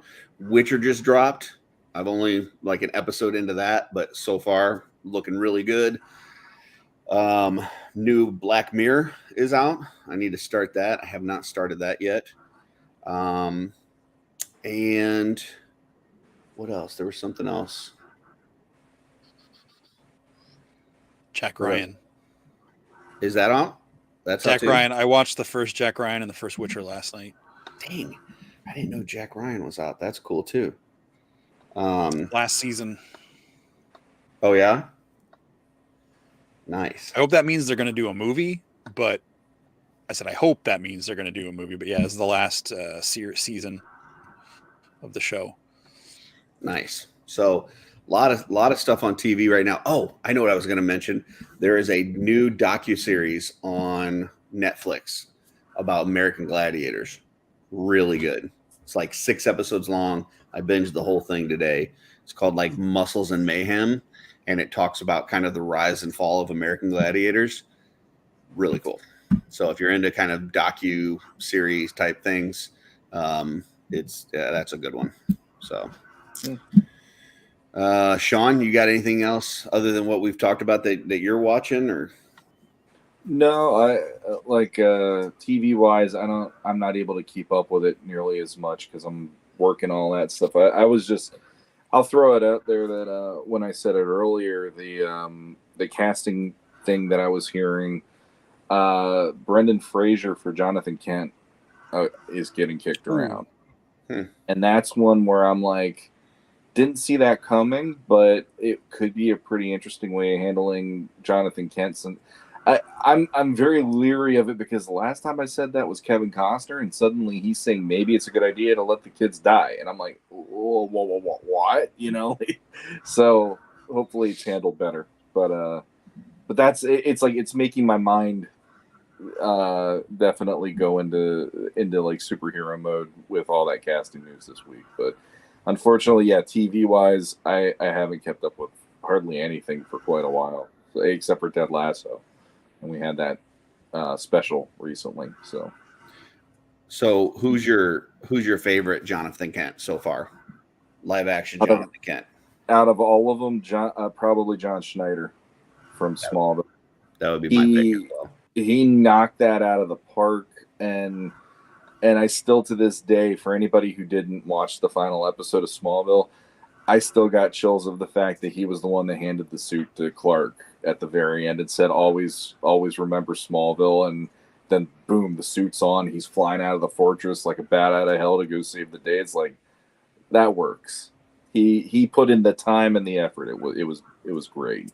Yeah, I mean, obviously he had more time in that role than any other person that played Jonathan Kent because of the nature of Smallville, and it was Clark growing up. But yeah, I think he just killed that role. So, Jesse, anything else that you're watching besides what we already mentioned? No, nothing. Like, just there's some like reaction YouTubers and stuff I check out, but like not a lot of other than Witcher and Jack Ryan. I did watch the second episode of Secret Invasion because it's something to do with my mom. We watch all the Marvel stuff together, so like I miss out on spending time with her. So yeah, I did watch that. I don't know if it would improve to your preferences, but I enjoyed the episode. I like where the story's going. I really think there's some good acting in it. But what'd your mom think? Did she like it? Yeah, that's cool. She's enjoying it. So, I think Olivia Colman playing, I forget what her character's name is, the British like intelligence officer. She's like almost over the top. I think she's great in that, and so I'm intrigued to see where the rest of the series goes. I really love the first episode of Witcher. I'm gonna be sad when this season of Witcher's over. Yeah, but at least going into it that it's going to be the end instead of finding out next time season 4 comes out and we're like, what? Yeah, that would suck. Yeah, but I'm going to enjoy this last season, but yeah, we'll see. I'll probably give the next season a chance, but I'm not expecting much. So, Joe, anything? I know you don't watch a ton of TV, but you got anything that you're watching or looking for? So, from the Just Shelve It, Shooting the Shelf, to now, I watched the D&D movie. Nice. Yeah. And that's it. That's the only TV I watched between then and now. What did you think? But, I thought it was very good. They kind of hit on all the points, I mean, throwing the D&D cartoon and cartoon characters in there was cool to see. I'd love to see a movie done with them, kind of a live action version of the 80s cartoon. I love that cartoon a lot. But like it was pretty much what you guys talked about. There was, you didn't have to like D&D to enjoy the movie. But if you did like Dungeons and Dragons, you're like, oh, I recognize that spell, or, the seeing Sastam, was really cool, even though he's barely in it. But that was a character that was a villain in a campaign that I played, in the mid 90s. So there was a lot of cool stuff in there. I really enjoyed it. Yeah. So, but other than that, no, awesome. I don't really watch TV. So, Gotcha. Yep. That's call me up when we're talking some type of legions or maybe comic books, but I guess I don't really have opinions about much else. All right. Promotion wise, I know we got a show this weekend, Jesse. We've got Chris Ferrone, correct? Chris doing Ferrone a giveaway.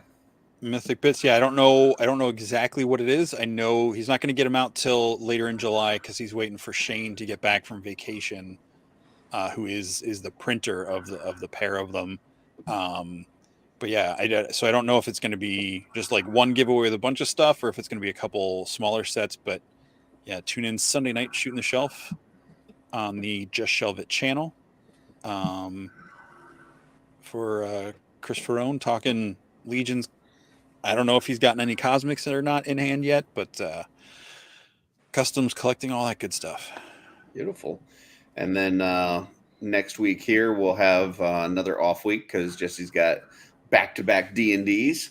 So we'll have another off week next week where we just kind of see what happens with no Duke's Agenda. I know, Sean, you guys just did another episode not too long ago, right? 102 or what are you on? 102 or 103 now? It's not 100. That's all I remember. There you go. It's not the 100 episode of 100. 100 it's 100.5. Yeah. 100 was a year long, and every episode after that is not 100. That's all that Gotcha. I know. I don't know if we're going to be recording this week or not. There hasn't been a huge amount of stuff except for literally the day after we recorded last episode, Dark Horse throws out, hey, by the way, the new mini series is coming out, so we didn't even get to talk about that, so that'll probably be a topic of conversation. Yeah, I heard the day after you guys recorded last time too, you guys got another iTunes review. So I've read it. I know. Yeah. It will be read on the next episode because I do that. I want to make sure we read all of the reviews. And let's just say this review was inevitable. All right. Anybody else have any last comments before I close this out? Don't eat lead. Don't eat lead. Thanks for having me. Yeah, thanks for having me on, guys. This was a ton of fun. I always enjoy watching, but participating was fun too. Yeah, I mean, it brought our viewer count down from 6 to 5, but it was all right. Yeah. I'm sure that was me and not talking about Superman's penis, but yeah. You just weren't in the audience as number 6. Oh, right. Yeah. Yeah. I cheated again. I actually have it on another device, so so we're actually at 4. Yeah. He did respond to people with his own name in there, so yeah, he was on. So that sick person is out there looking at Superman's penis. That's why they left the show. So there you go. Yes. Yeah. Yeah, we can't. Everybody watching, we appreciate it. Everybody that's checking this out after the fact, make sure you leave a comment, tell us what you think about Super Dong, and until then, we'll catch you on the next off week. Laredo, take us out. Take her out.